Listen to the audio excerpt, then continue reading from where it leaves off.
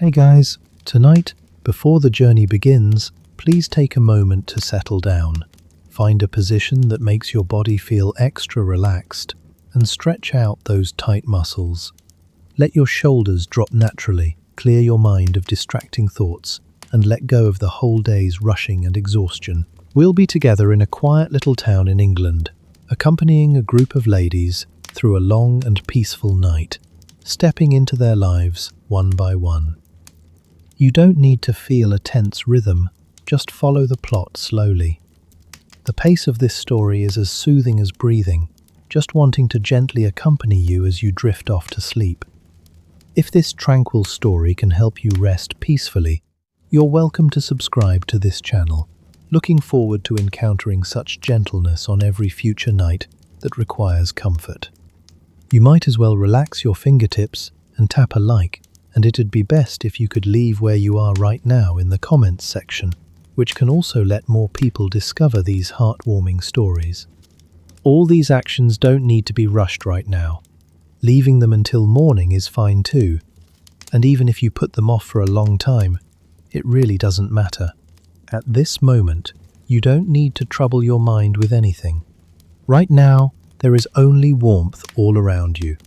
The night is slowly settling in, and a long, gentle story is quietly waiting to begin. If sleepiness comes over you, just gently close your eyes and slow down your breathing. When you've got everything ready, we'll walk together into this twilight, hazy main street of the town. The small town we're arriving at on this trip is nestled among the quiet fields of northern England.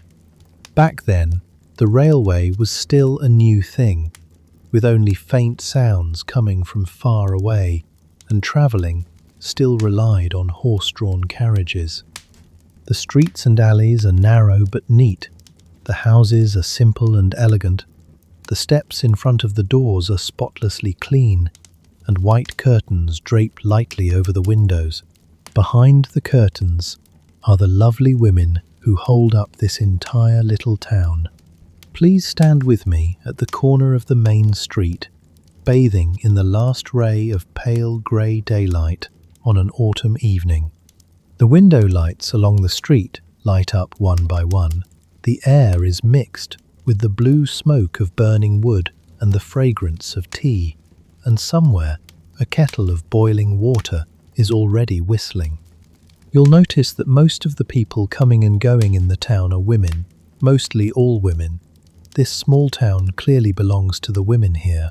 There are widows living alone, unmarried sisters keeping each other company, and single ladies carefully managing their days on a meagre income. Most of the men in the town have travelled far away, heading to cities and coastal areas, while these women stayed behind, and the women turned this place into their own home. They aren't wealthy. Many will carefully save the leftover candle stubs, turn old clothes inside out to wear again, and carefully mend their gloves so that the stitches don't show any trace. Yet this kind of poor life, to an outsider, is full of ease and comfort, and is incredibly enjoyable. They take this in stride, and in our eyes, it's a kind of understated elegance. The little town has unwritten rules which no one has ever put down in writing. There is a proper time for visiting and a proper length for staying. Everything is unhurried and perfectly orderly, and visiting cards must be appropriately placed on a silver tray. When faced with gossip and drama, they also know how to turn a blind eye and keep their mouths shut. Without anyone needing to point it out, you'll naturally sense these unspoken understandings, just like feeling the warmth of a room before even seeing the fireplace. Imagine that you also live in one of these little houses. You'd definitely become intimately familiar with your neighbours. You'd know which lady prefers drinking light and fragrant tea, which one always makes strange sounds with her mouth, but is actually just doting on her cat, and which lady always manages to be the first to know all the trivial little things in town. Here, you'd be gently looked after, included in kind-hearted chats, and you'd never feel the loneliness of being by yourself. Tonight, what I want to bring you to experience isn't the grand events of the distant world, since that chaotic noise will never disturb this little town. Instead, it is these ordinary and trivial daily routines, like a visit to someone's door, a newly made soft bonnet, carefully pouring a pot of hot tea for a friend, and bringing out a few pieces of homemade snacks. These women support one another, filled with affectionate warmth, yet there is never a need to put it into words. Let's slowly walk into the little town together. We'll first stroll slowly along the main street to get familiar with what this town looks like and get to know the ladies living here, before knocking on their doors one by one. The sky is growing softer, the lights are warmly glowing, and this night is leisurely and long, without any rush or impatience. The main street of Hazelbury slopes gently downwards, always sloping downwards without ever changing, stretching all the way from the church on high to the stone bridge at the end of the street. Walking the entire length of the street takes no more than 15 minutes. At this moment, in the last glow of dusk, I am strolling alongside you, right here. Walking aimlessly just like this, the little shops along the street are small and neat, with grocery stores and fabric shops lined up one after another, while in the pharmacy's window, large, wide-mouthed glass bottles are filled with colourful liquids, looking bright and glowing. A young boy is busy pulling down the night shutters, and the lamplighter has also begun slowly lighting the street lamps along the road, with each lamp slowly turning bright. Behind the shops, positioned slightly away from the street, are rows of residential houses. Looking out, these houses aren't grand at all. They're just narrow brick buildings with 2 windows set into the wall. 3 steps lead up to a painted front door, and the brass knocker on the door is polished as brightly as a brand new coin. Inside almost every single house lives a lady living all by herself. They only have a maid and a cat by their side, carefully calculating and budgeting on a meagre income, living frugally to barely get through an entire year. Let me tell you the stories of these ladies, and later on you'll gradually become familiar with them, keeping them company. There are widowed women here whose husbands were perhaps clergymen, military officers, or possibly merchants. They chose to settle down in this little place called Hazelbury, simply because the cost of living in this town is low, the morals are upright, and it's quiet and peaceful. There are also women who have never married in their entire lives. They once managed the household for their brothers or fathers, and when their loved ones passed away, they spent their days alone, guarding a small courtyard, guarding their own little piece of paradise. There are also ladies hailing from ancient families, where the family fortune is nearly depleted and life seems to be a bit shabby, but their family's reputation and prestige still remain. Most of them have entered middle age, carrying a natural sense of dignity and decency in their demeanour. Their heads are wrapped in pure white fine linen bonnets, and the long dresses they wear have long been turned inside out to be worn again. I'd guess that before they wear out completely, they could be altered one more time without them bearing to throw them away. They are crystal clear about the price of every single thing in town, but even if their pockets are empty, they absolutely refuse to reveal even a hint of embarrassment. In my eyes, hidden within this endurance is a kind of silent courage. They carefully maintain their respectability. It's just that in a small place like Hazelbury, no one would use a grand word like courage to define this perseverance. In this little town, there also circulates an unnamed wisdom of life, which we might as well call the art of living peacefully in poverty without showing embarrassment. The ladies of Hazelbury will collect leftover candle stubs into drawers, lighting them only when they are alone. Throughout the entire chilly morning, no fire will be lit in the house, and the cold remains inside all along. But wait until 1 hour before a friend is due to visit, and a roaring fire will be lit, slowly warming up the whole room, so that when the guest arrives at the door, the entire house is already comfortably warm, and no one could ever guess they had spent the whole day in the cold. They are already perfectly used to the cold. Even when their gloves get old, they can't bear to replace them, repeatedly and carefully mending the insides of the gloves, so that when their hands are folded and resting on their laps, the stitches are completely hidden, showing not the slightest trace of repair. In big cities, such acts of frugality would often be deliberately covered up out of embarrassment. But here, people hide their financial strain out of proper etiquette, and these two things are completely different and much more heartwarming. Every lady is living like this, with a mutual, unspoken understanding, and the whole town has also silently established a rule: see through it, but don't point it out, and we can still be friends. This unwritten code has never been put to paper, nor spoken aloud by anyone, yet it is Hazelbury's absolute #1 rule. If pointing something out would hurt someone, then simply choose to turn a blind eye. If you were to move here too, settling into a narrow little brick house, opening your suitcase, and hanging your mother's portrait above the fireplace, remember not to rashly knock on your neighbours' doors for a visit. This is absolutely not the way people interact here, and acting like this would let others know at a single glance that you don't understand the rules around here. You just need to wait quietly, staying peacefully in your little house. One morning, between 12 o'clock and 3 o'clock, a small white visiting card will be quietly placed on the tray in your hallway.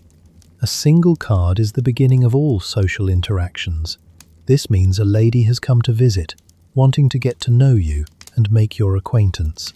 According to the rules, you must return the visit at their door within 3 days, and the length of your stay must absolutely not exceed 15 minutes. 1 minute more would be presumptuous. 1 minute less would seem neglectful. 15 minutes is precisely the perfect measure for morning visits. Everyone in the little town of Hazelbury strictly abides by this time, without a second of deviation. This 15-minute chat also has self-evident boundaries for topics. They chat about the weather, about their health, about last Sunday's church sermon, and also complain about the stubbornly high price of butter. Financial matters and personal circumstances are absolutely never mentioned. Any topic that could easily trigger strong emotions will also be deliberately avoided. Outwardly displayed intense emotions are the most unacceptable thing for these ladies.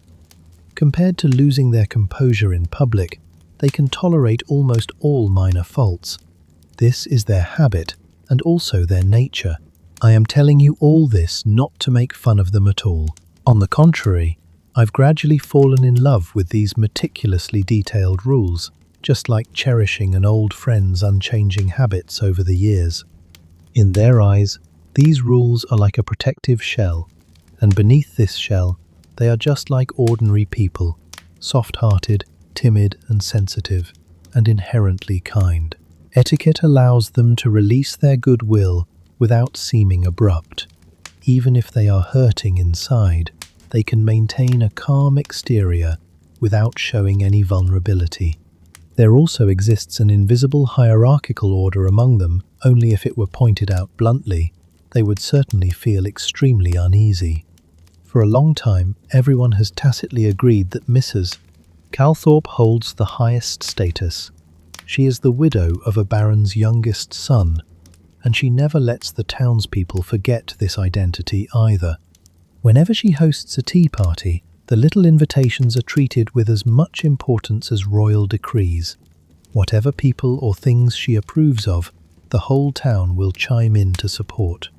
She isn't a mean person, just certain and comfortable with her own status and position, while gently delineating the ranks of everyone else. Below her, the ranks decrease layer by layer.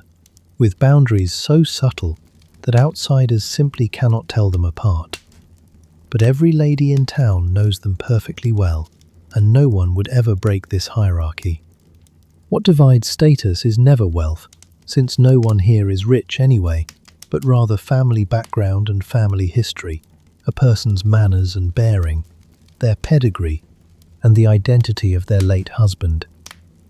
Even the widow of a merchant with a substantial fortune holds a slightly lower status than the impoverished widow of a retired parish priest. These rules are never spoken of, yet they are like a familiar journey home, clearly identifiable even in the dark of night. Occasionally, the little town will stir up a tiny ripple. True aristocrats come for a short stay, and they are a different kind of nobility. For instance, Lady Roxley, the widow of a baronet who hurried down from the north to stay with relatives and friends for the winter. At first, the ladies inevitably felt constrained, but after spending time together, they found that this noblewoman was easygoing, unpretentious, and friendly. Rather than talking about her distinguished status, she much preferred sharing interesting gardening anecdotes, and she wouldn't look down on others with an arrogant tone at all. For the longest time, everyone in town had carefully maintained the hierarchy of status, and now, running into a noblewoman who completely overlooked family pedigree, they actually didn't know how to interact with her for a moment. Let's step a bit closer and look toward a brightly lit window. The table lamp has been set on the table, and the living room inside is no different from any other house in town. An embroidered tablecloth is spread over the round table, with a sewing box sitting open right beside it. The fire in the fireplace is burning incredibly sparingly, and a big lazy cat is curled up sound asleep on the very best armchair, looking just like a proud king.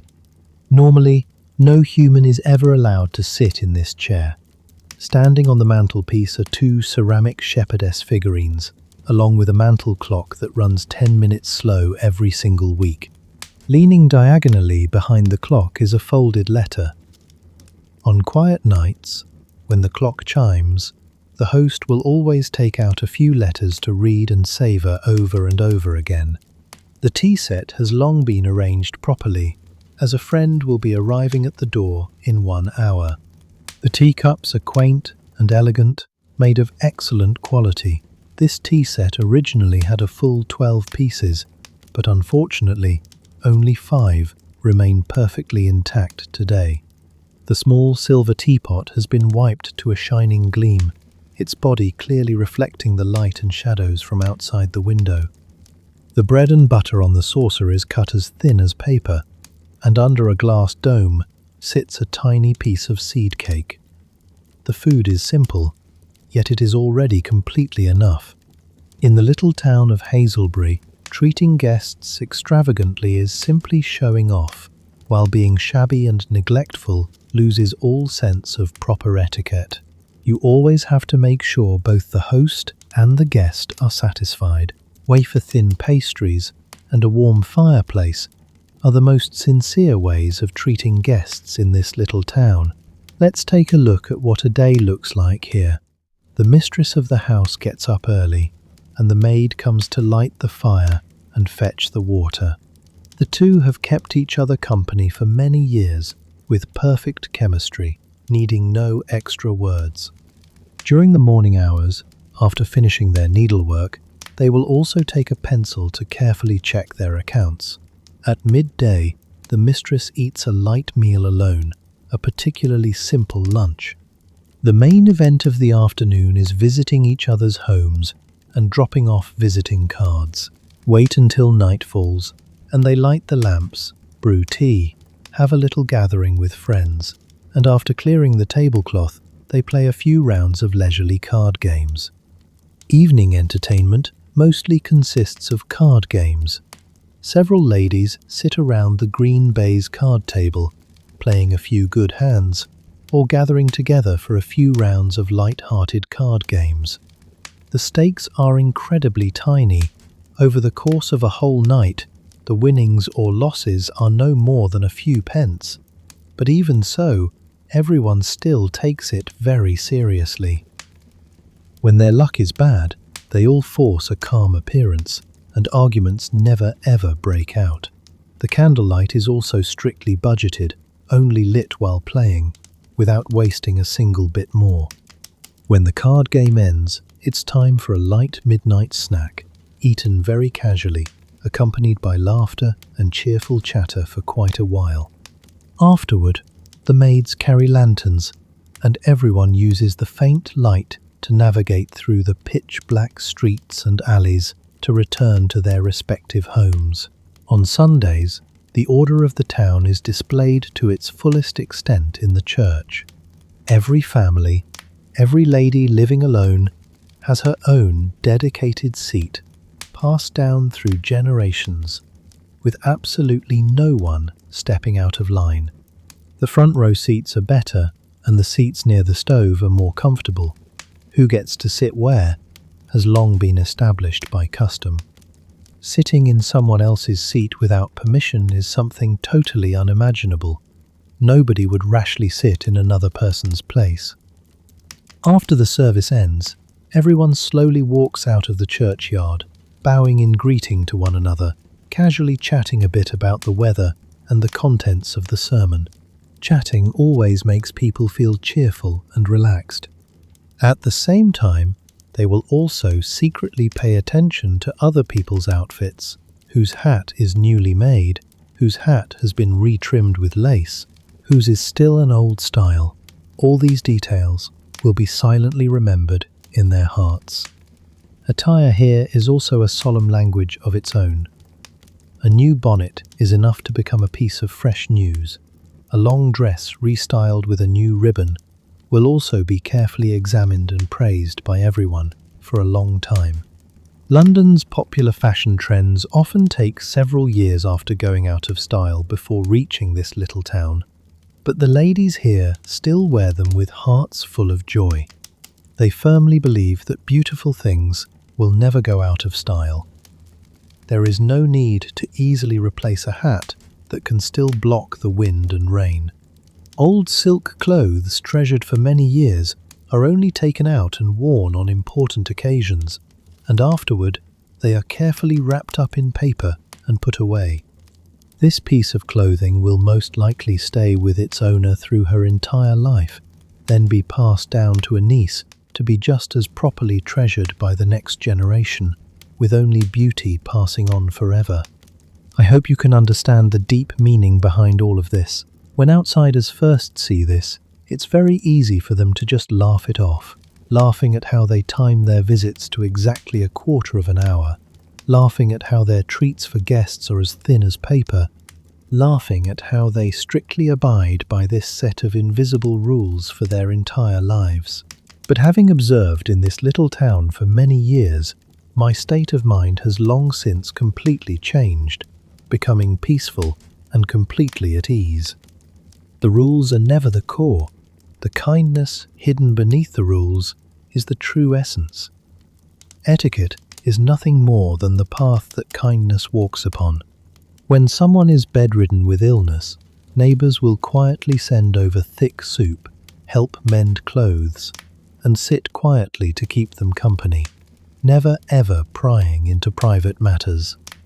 When someone becomes increasingly financially strained, others will come up with countless clever ways to lend a helping hand, yet do it without leaving a single trace, praising how nice someone's long dress looks and taking the opportunity to let them accept some clothes. Intentionally losing at cards without showing it, using this method to quietly help them out with a few coins. The entire set of complicated etiquette in the little town of Hazelbury has only one original intention: to protect each other's dignity and to never let anyone fall into embarrassment. This happy and peaceful life makes people deeply immersed in it. When misfortune strikes, everyone will also gently gather around, like flowing water, pulling down the shutters, speaking in soft whispers when visiting to offer condolences. They won't let the deceased's family grieve all alone, nor will they force the other person to pour out their pain. The town has countless gentle ways to soothe sorrow, both proper and thoughtful. This kind of care is no different from how they treat people and handle things on regular days, only it has all transformed into compassion for grief, and it never asks for anything in return. There isn't even a need to mention a single word of thanks, as everyone shares a mutual, unspoken understanding with each other. As time goes by, you too will be just like me, gradually remembering the name of every single person in town. In that low little house next to the cemetery lives Miss Hetty Mullin.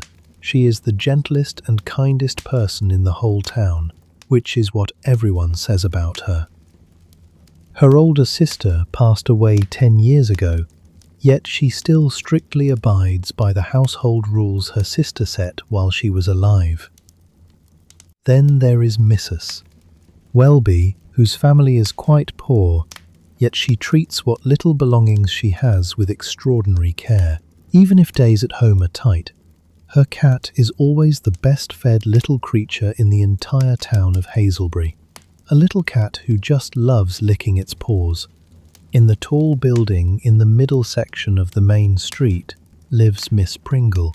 There isn't a single big or small trivial matter in town that she doesn't know about, and occasionally she'll even add a bit of hearsay and interesting gossip, so everyone calls her the all-knowing Miss Pringle. Every one of their doors can be knocked upon, and a seat can be taken in every single living room. As long as you live here for a long time, you will be able to read and understand each of their complete lives. Tonight, we are merely getting our first glimpse of what this town looks like. The names on the doors, the etiquette of social interactions, and the affectionate warmth surging beneath the seemingly cold rules. The daylight on the main street has completely faded away, and all the street lamps along the road are lit up. The living room windows of every single household gradually bleed from pale grey into a warm gold, and the colour change is very long and slow. I wonder which household is taking a kettle off the fire right now. I wonder on which tray a visiting card has gently been set down again. The little town slowly sinks into the night. Thousands of dusks have been exactly like this, and going forward it will also be just the same, year after year.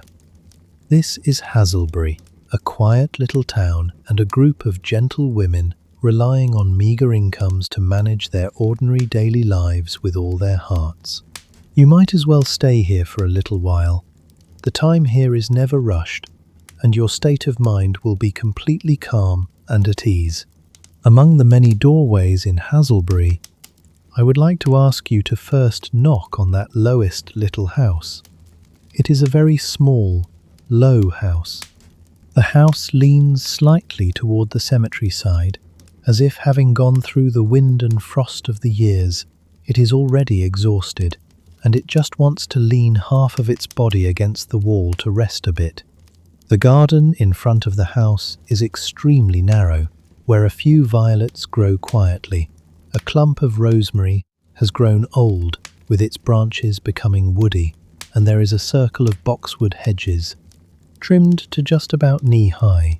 The knocker on the door is small and exquisite, polished to a shiny gleam, and you will be drawn to it.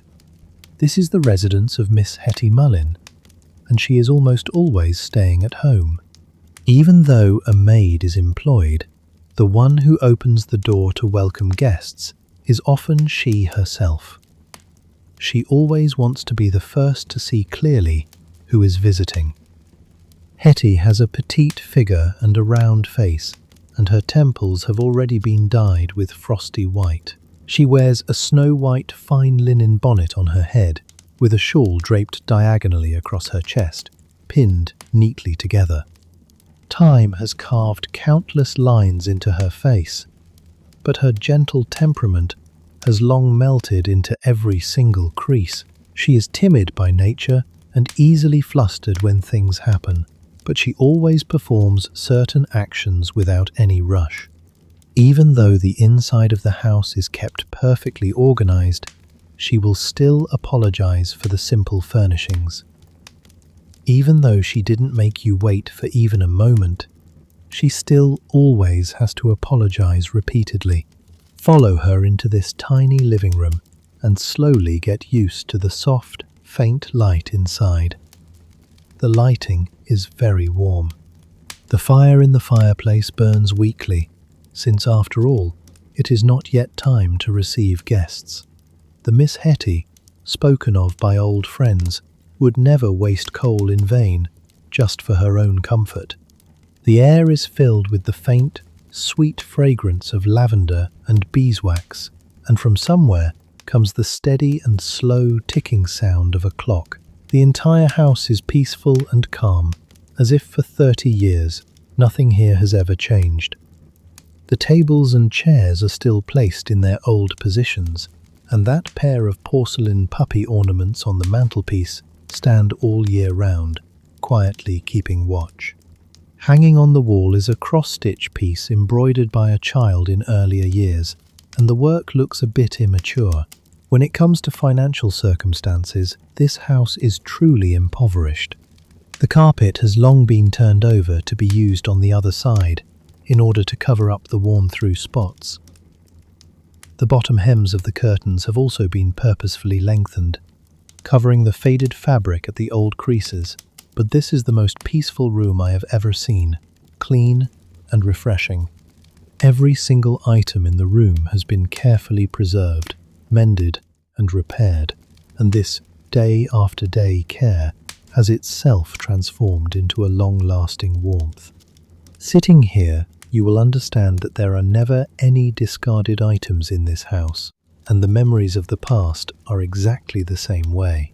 Let's talk about the candles in the house, from which you can read her heart. 2 candles are always kept ready in the living room, but Hetty only lights one at a time, and she will frequently swap their positions to ensure both candles burn down at the exact same pace. She cannot stand seeing one tall and one short. This unevenness makes her feel uncomfortable inside, feeling it breaks the proper order, though this cannot be considered obsessive-compulsive. Every night, she relies on the faint light of the candle and the fire to sit by the hearth and knit. The moment she hears a knock on the door, she hurriedly lights the other candle, absolutely refusing to let the visitor realize that, just to save candlelight, she had been sitting in half light and half shadow. You need to know that every bit of careful budgeting in her life is absolutely not stinginess. Even if she were down to her very last shilling, she would give it to others without hesitation, and she treats this as a perfectly ordinary little thing. She financially helps others in an understated way, and she gives even more than half of the wealthy ladies in town. Frugality is simply so that she can have the spare capacity to help others. She will deliver a pot of hot soup to a sick farmer and say a few heartwarming words. During Christmas time, she quietly slips a half-crown coin to her maid. As for the membership fees for the Clothing Mutual Aid Society, even if her pockets are tight, she definitely pays them on time, without owing a single penny. The candle stubs accumulated in the drawer are the tiny price paid for this kindness, and she is entirely willing, never speaking a word of it to outsiders. This house was not always this quiet in the past. For most of Hetty's life, the household was run by another master, her older sister, Augusta Mullin. Her sister has been gone for 10 years now, but the rules she set down still envelop this little house to this day. I never had the honour of meeting Augusta, but I have heard too many descriptions of her, so much so that if I bumped into her on the street, I could recognise her at a single glance. Hetty is petite and timid, but Augusta was tall in stature and decisive in her actions, without dragging things out. Her straight back seemed born to carry the respectability and dignity of the entire family. Augusta, was exceptionally intelligent. As the eldest daughter of a parish priest, she read extensively and held distinct and unique opinions on the contents of the books.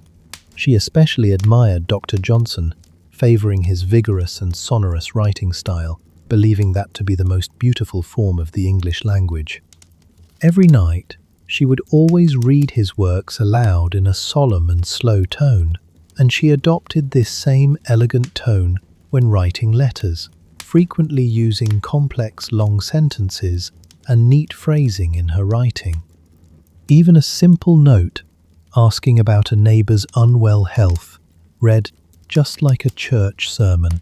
She also bluntly stated that the writers with light-hearted writing styles nowadays produced content that was shallow, disorganised, frivolous, and uninteresting. Hetty was completely devoted to this older sister. She firmly believed every single word her sister said without any doubt, and it remains just like this to this very day. Even now, when she mentions that Augusta did not approve of reading novels, her tone still carries a bit of nervousness, as if her sister were right next door and could hear her at any moment. Hetty hides a little secret deep in her heart that she has never faced directly. She actually really likes light-hearted and interesting stories, and occasionally she will secretly read a few pages, rejoicing to herself. Sometimes, the moment she hears a knock on the door, just like a child hiding candy, she hurriedly stuffs the book under her sewing box, covering up this passion. I once stumbled upon this lovely scene, but I never pointed it out. If you want to truly understand Hetty, you must understand this point. Nowadays, she still strictly abides by all the various rules set down when her sister was alive, not because these rules are so incredibly wise, but simply because they were set by Augusta. Her obeying these rules is her way of missing her sister. The time for drinking tea and the way the dining table is set are all exactly the same as in the past. Whenever she encounters a small problem in dealing with people and things, she will always subconsciously look toward that empty chair opposite the fireplace and softly ask herself, "If my sister were here, what would she do?" And then she will act following the answer in her heart, and no matter what it costs, she feels at peace once it is done. Others might feel that this behaviour reveals a sense of sorrow, and that is certainly true. But in my eyes, hidden within it is also tenderness, and even a kind of courage. People in the world will all use their own ways to hold on to departed loved ones. Some frequently tend to the cemetery, while others wear a ring left behind by the deceased all year round. And Hetty keeps the entire house looking exactly as it did in the past, so that the sister who shaped her entire life seems as if she has never truly left. 2 candles must burn down evenly together, simply because this was her sister's habit back then. For her, this is just like always leaving an empty seat at the dining table for that old friend who can never again show up for the appointment. In Hetty's heart, her sister's shadow is present at every moment.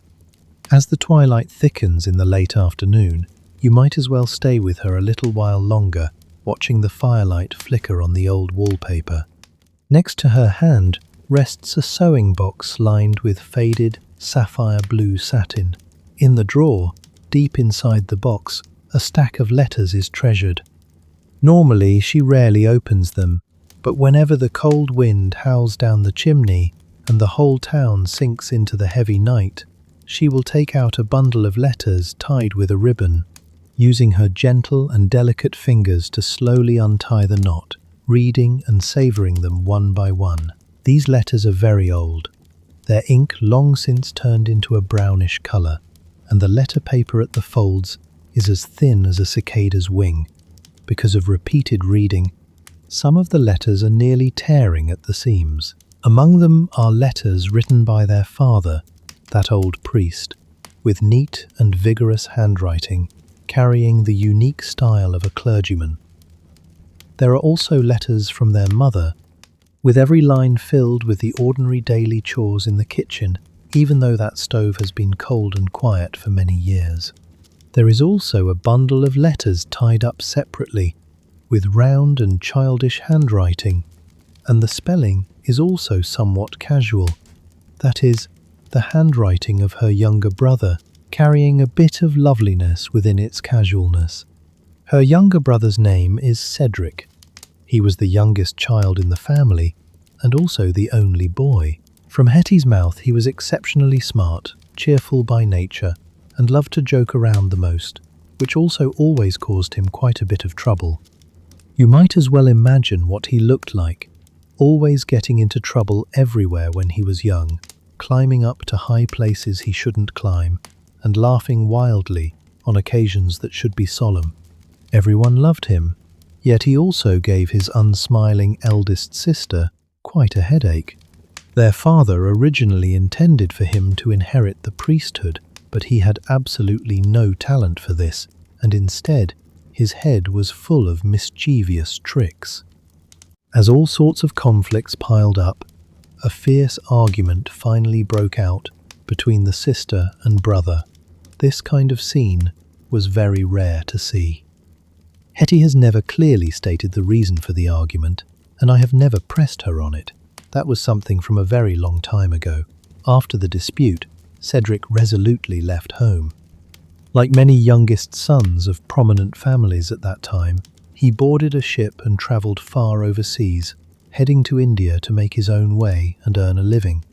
A single shipping crate and just a few pounds carried his vibrant and passionate life, sailing off toward the vast ocean.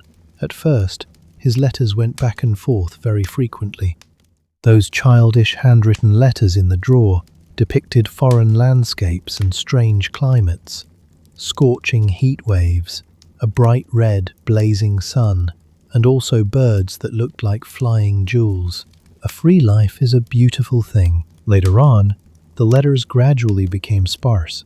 Year after year passed by, and finally, there only came a thin page of letter paper, sent from a place that was hard to even find on a map. After that, there was a long period of complete silence, without any news. As for Cedric today, it is unknown whether he is still alive, slowly growing old under the scorching sun, or if he has long since been laid to rest in a foreign land. Having no chance to be buried back in the cemetery, accompanied by his sisters, Hetty has no way of knowing, and she does not want to think deeply about it. She carefully treasures her younger brother's letters, holding on to his youthful and vibrant image. Every year on her brother's birthday, she will always be a bit quieter than usual, resting and going to sleep very early. She thinks she will definitely see her brother in her dreams. There is one thing that often makes me sigh with emotion. Every time she takes out her brother's letters, she will always read them in order, from beginning to end. So with every single reread, the past unfolds slowly, just like the first time seeing it. The young boy growing up, the siblings turning against each other, travelling far away to a foreign land, all the way up to the final long silence. She never skips ahead, nor is she willing to first glance at that final short letter. It is as if by reading along with the timeline, she can let her brother stay on his long journey, delaying the loneliness at the end of the story for just one more night. After finishing reading, she ties the ribbon back up, puts the letters back in their original place, and stares quietly into the fire, lost in thought, her eyes full of the young boy's image. But absolutely do not think that her life is full of sorrow and bitterness. That is simply not the truth. She has friends to keep her company. She has tiny little beautiful moments. A gentle cat curls up sleeping on the carpet, and she easily finds happiness in the tiniest little things. A single new ribbon can make her joyful for a whole entire week. A letter sent by her niece will be read and savoured repeatedly for several times before she very seriously picks up her pen to write a reply.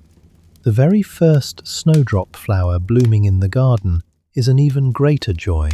and she has to share this delight with every single guest who comes to visit.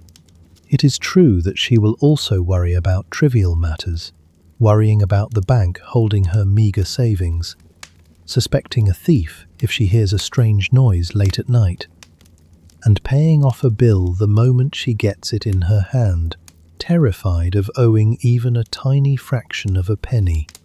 But her anxiety is always very light, and it can calm down in an instant. Her worries are just like passing clouds sweeping across a peaceful open field, vanishing without a trace. The most important thing is that everyone in the whole town sincerely loves her, and if anyone were to speak these feelings out loud, she would surely be incredibly astonished. The ladies in town inevitably have some barriers between each other, but they are all exceptionally friendly to Hetty without a single exception. When gathering, they will always leave the very best seat for her. When she shows a tired look on her face, everyone will consciously lower their voices. When playing card games, everyone will cleverly maneuver so she doesn't lose too much, and all of this is done without showing a single trace. In this world, gentleness often cannot be traded for power, but it can harvest true hearts. Hetty is exactly like this. The affection she receives is something many people holding high positions can hardly ever hope to achieve. The maid Bessie walks into the room at this time, pulling the curtains closed and building up the fire.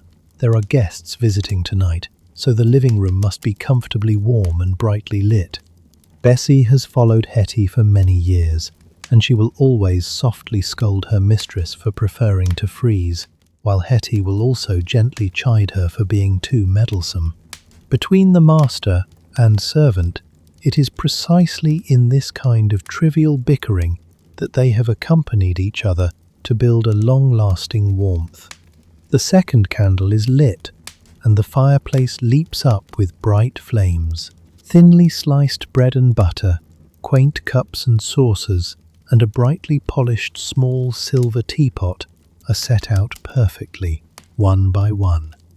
Hetty smoothed out her dress, straightened the bonnet on her head, walked over to the fireplace to sit down, and quietly waited for her friend to arrive. The anxious look on her face has already faded away.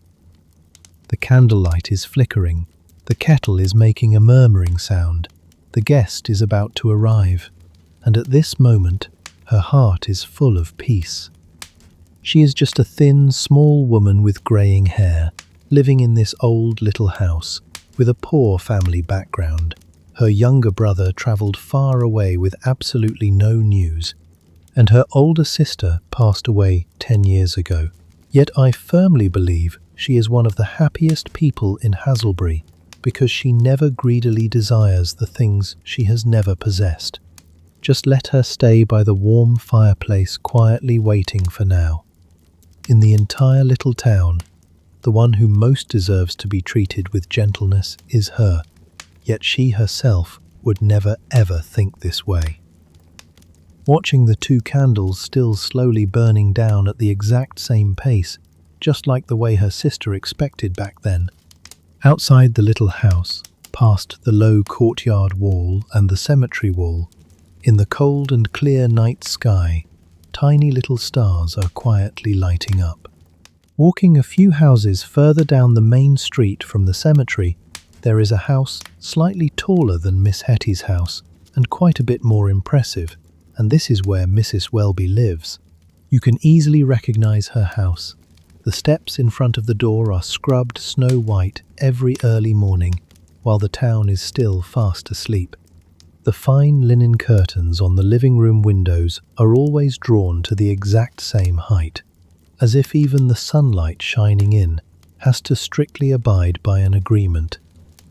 Mrs. Welby is the widow of the late Lieutenant Welby. The townspeople have carefully calculated that among the ladies living alone in Haselbury, her income is the most meagre, yet she also happens to be the one with the strongest sense of self-respect among them all. These two things are, in fact, closely related. Let me take you to meet her. She is the loveliest and also the most endearingly amusing person in this world. I hope that besides finding her interesting, you can also feel a sense of warmth and be happy in body and mind. She has a petite figure, a straight and upright posture, and her clothing is always neat and sharp.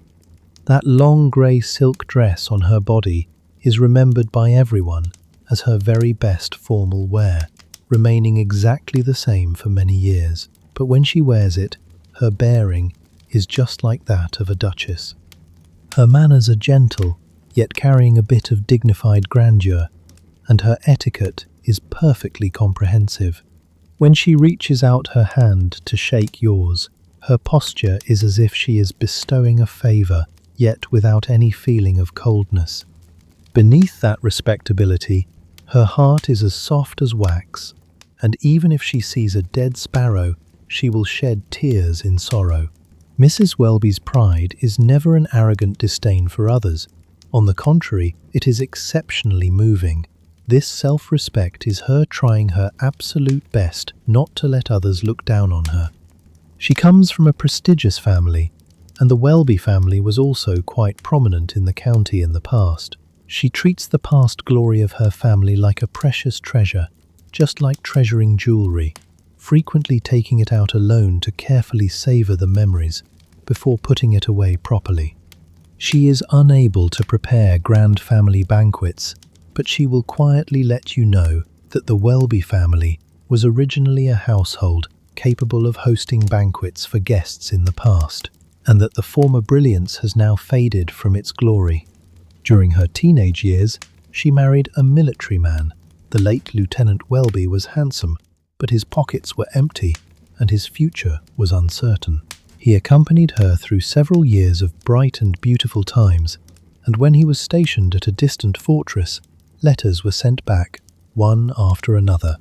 Later on, just like the fate of many soldiers, he caught a fever in a scorching hot foreign country and passed away. All that was left to her was a meagre pension, an unforgettable love, and the loneliness of having no children by her side. But this love is passionate and permanent. The pension wasn't much to begin with, and as the years went by, prices climbed higher and higher, but this allowance hasn't increased by a single penny, making her days increasingly tight. She chose to settle in Hazelbury, firstly because the cost of living here is low, and secondly because a cousin once lived here. A meagre income that wouldn't be worth mentioning in a big city can still barely maintain a respectable life in this little town, and she has indeed managed to do so. That resilience and calmness is because her husband's love allowed her to hold on. Just like this, her days are always spent in a quiet and stubborn effort to maintain appearances. What's wonderfully strange is that the whole town silently cooperates with her in mutual understanding. Everyone knows clearly that Mrs. Welby lives in poverty. That long grey silk dress has long been turned inside out and mended twice. The maid has to do both the laundry and the cooking. Most of her exquisite sets of tableware have long been sold off, leaving only 6 fine plates to keep up appearances. Everyone is perfectly aware of this in their hearts, yet they will not reveal even a single strange look. This is the gentlest unspoken understanding in England, and Mrs. Welby is right in the middle of it, yet she has remained completely unaware the whole time. There is only one maid in her house, named Sally, who is strongly built and has been working here since she was 12 years old. She understands this painstaking effort even better than the mistress herself. Between the master and servant, there is a wordless, strictly observed agreement. Whenever Mrs. Welby hosts a tea party, when Sally walks into the living room carrying the tray of refreshments, she always pretends to have a look of surprise on her face, as if these snacks appeared out of thin air, completely unmentioning her own hard work of being busy in the kitchen for 3 hours. Those little pastries that the madam personally helped make are also spoken of as if they were finished goods bought straight from a shop. Sally never ever laughs at this. She has the most serious and also the kindest face in the whole town, and she absolutely won't puncture her mistress's small insistence, nor will she ever hurt her, just like this. Everyone leaves the most respectable side for Mrs. Welby. Don't stand at the door too long. Come on inside. The fire inside the house is burning brightly, and those 6 treasured plates have also been set out. Mrs. Welby is hosting a small evening gathering, so we might as well take a look at the scene here. The living room isn't big, but it is spotless, and so cozy that it makes people feel comfortable. The arrangement of the room took up her entire day's effort. Every single ornament is wiped totally clean and arranged neatly. The middle of the rug in front of the fireplace was almost worn completely through, so it was flipped over, revealing the perfectly fine side on the outside. Whole, long candles are placed in the brass candlesticks, rather than the candle stubs saved up on regular days. After all, today is a formal occasion for entertaining guests. A snow-white tablecloth is spread on the table. The 6 exquisite dining plates are lined up one after another, and sitting to the side are thinly sliced bread and butter, a sponge cake under a glass dome, and a small dish of jam taken from her own little yard. You might feel that this kind of setup is truly plain and simple. It indeed isn't considered lavish, but every single item of food here was procured through careful calculation on an unimaginably small income. And the elegant calmness with which she treats her guests is something that even the Queen might not be able to match. Sitting at Mrs. Welby's dining table, you will feel that being able to enjoy the tea and snacks she prepared is your absolute honour, and her being able to host a banquet to treat you is also her heartfelt kindness. These two feelings intertwine together, so that when you leave, only a melting warmth remains in the bottom of your heart. After the tea and snacks are cleared away, everyone sets up the small card table, spreads out the green tablecloth, and moves the candles closer. Tonight they are playing a relaxing card game that doesn't require hard thinking, and the stakes are merely scoring chips and a scarce few pence. Mrs. Welby's enthusiasm for playing cards is high, but her card skills are just average. When she gets a bad hand, she will exclaim repeatedly, and when she wins a hand, she is overjoyed. She never knows how to hide her emotions. The others could have easily won against her, but they all silently control the situation with mutual understanding, letting good luck frequently favor her to make her happy, and tonight, she is as happy as a child. Between dealing the cards, the sound of chatting flows slowly, with a leisurely rhythm. Everyone chats about the wedding in the neighbouring town, the price of coal, whose niece has come to visit, and whose has already left. There are no sharp arguments in their words, nor are there any pressing questions that demand an answer.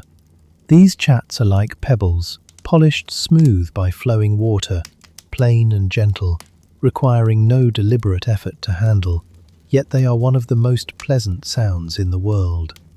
Next, we have to talk about her cat. This cat has a rather high status in the house, and can perhaps be considered the most important member of the whole family. It is a heavily built grey cat, with an unpredictable temperament and an appetite as good as a big-bellied king. Without a doubt, it is the best-fed living creature in the Welby household. Even if the mistress scrimps on food and clothing, she will absolutely never treat it poorly. Sometimes, the madam only eats bread with a little bit of cheese, while claiming with her mouth that it is too hot to have an appetite. But the kitty can always punctually enjoy a dish of milk and fresh fish, accepting it calmly, as if all of this is perfectly natural and expected. She dotes on this cat to the extreme. When she is alone, she will chatter in soft whispers to the kitty. The kitty is her child, her companion, and also the only one in this world in front of whom she doesn't need to deliberately maintain her respectable appearance. It's a pity to say, but this cat also caused Mrs. Welby's biggest accident of the entire year, even to this day. When she brings this matter up, her feelings are still hard to calm down. In her heart, besides the kitty, her most precious treasure is a piece of antique lace. This is an ancestral needle-embroidered lace edge, exquisitely crafted and very old, and it is the last item in her hands that shows off the glory and wealth of the past. Only when encountering a major occasion will she pin it around her neck to wear it. The rest of the time, this piece of lace is carefully wrapped in blue paper and kept in a drawer. She often takes it out to quietly admire it, as this lace can bring her many beautiful memories. Old lace easily turns yellow after sitting for a long time, so it needs to be washed regularly. The method of washing is also a unique secret passed down from her ancestors. If a familiar friend asks about it, she will definitely say very seriously that only milk can wash the lace clean. Soap will damage the texture, and sending it to a laundry shop would completely destroy the item. Only milk can restore its original glowing white colour. Therefore, every year, she would put the lace into a shallow bowl, pour in milk to soak it, place it on the living room table, and watch over it without taking a single step away, just like a mother hen guarding her only little chick. You have probably already guessed what happened next. On that unfortunate day, a knock on the door temporarily called her out of the room, and the lace soaking in milk in the bowl was just left right there. When she came back, the milk in the bowl had been licked completely clean, shining brightly. That grey cat was just crouching to the side, leisurely licking its paws, looking like it had eaten and drank to its heart's content.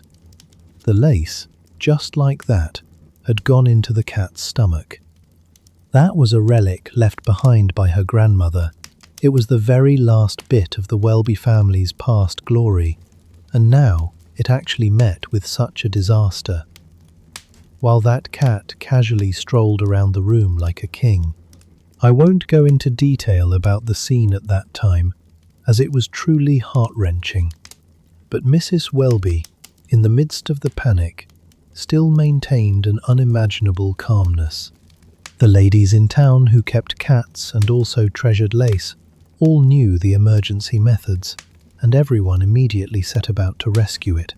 I won't describe the process too much, but fortunately, in the end, there was a scare, but no real danger.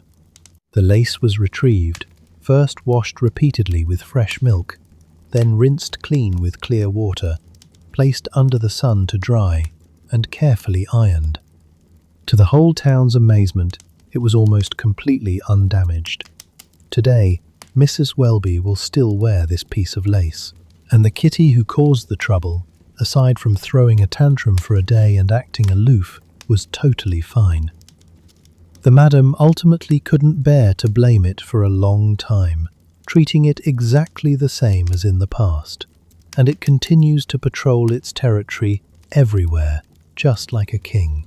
News in the little town has always travelled fast, and within one day, this amusing incident was known to absolutely everyone, and Hazelbury's unique gentleness revealed itself once again, right here. Not a single lady mentioned this matter to her face. Whenever there was a formal occasion, everyone looking at the lace around her neck only had appreciation in their eyes, without a single bit of teasing. They protected her beloved item, and also protected her dignity. When everyone occasionally talked about this matter in private, it was only gentle joking, never letting the gossip reach her ears. If it were anywhere else, this matter would probably be discussed repeatedly, following this poor lady right until the end of her life. But in Hazelbury, everyone silently and gently sealed this matter away with mutual understanding, and gradually forgot about it. The cake has already been sliced and portioned, and the candlelight is swaying slowly, so we might as well sit by the table for another moment and listen to her chat. She will talk about her grandmother, talk about the grand mansion her family used to live in, and talk about a ball she attended when she was young. She will tactfully hint that the gentleman who danced with her back then was also a person of prominent reputation. She doesn't say these things to deliberately show off, but simply on this night, relying on the warm, glowing lights in the room to temporarily turn back into that self who was born to possess a noble status. That version of herself that she ultimately couldn't become, yet always longed for. And in my eyes, she actually did achieve it. That innate, gentle and elegant bearing deep in her bones will never be diminished by a poor family background. She treats people with gentleness and consideration, has a delicate mind, and always hopes that everyone around her feels completely at ease and comfortable. She pays attention to everyone's teacups, yields the warmest seat by the fire to the elderly guests, and hands the very last piece of cake into the hands of the youngest visitor. These proper and decent manners aren't fake politeness deliberately learned in a wealthy household, but rather stem from a generous and kind heart. This kind of true nature is far harder to come by than wealth, and will absolutely never be worn away by poverty.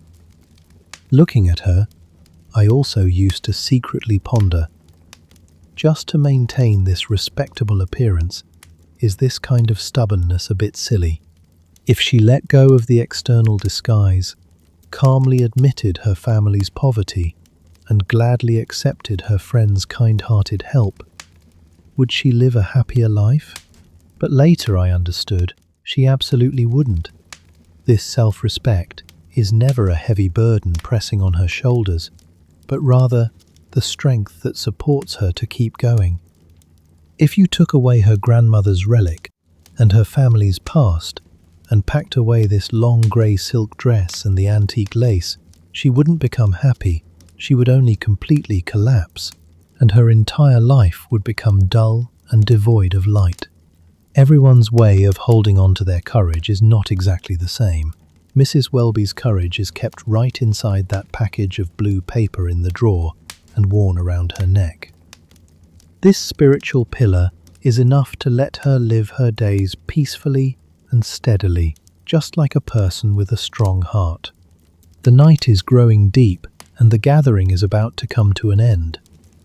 The guests pick up their shawls one after another, offering their thanks and saying their goodbyes.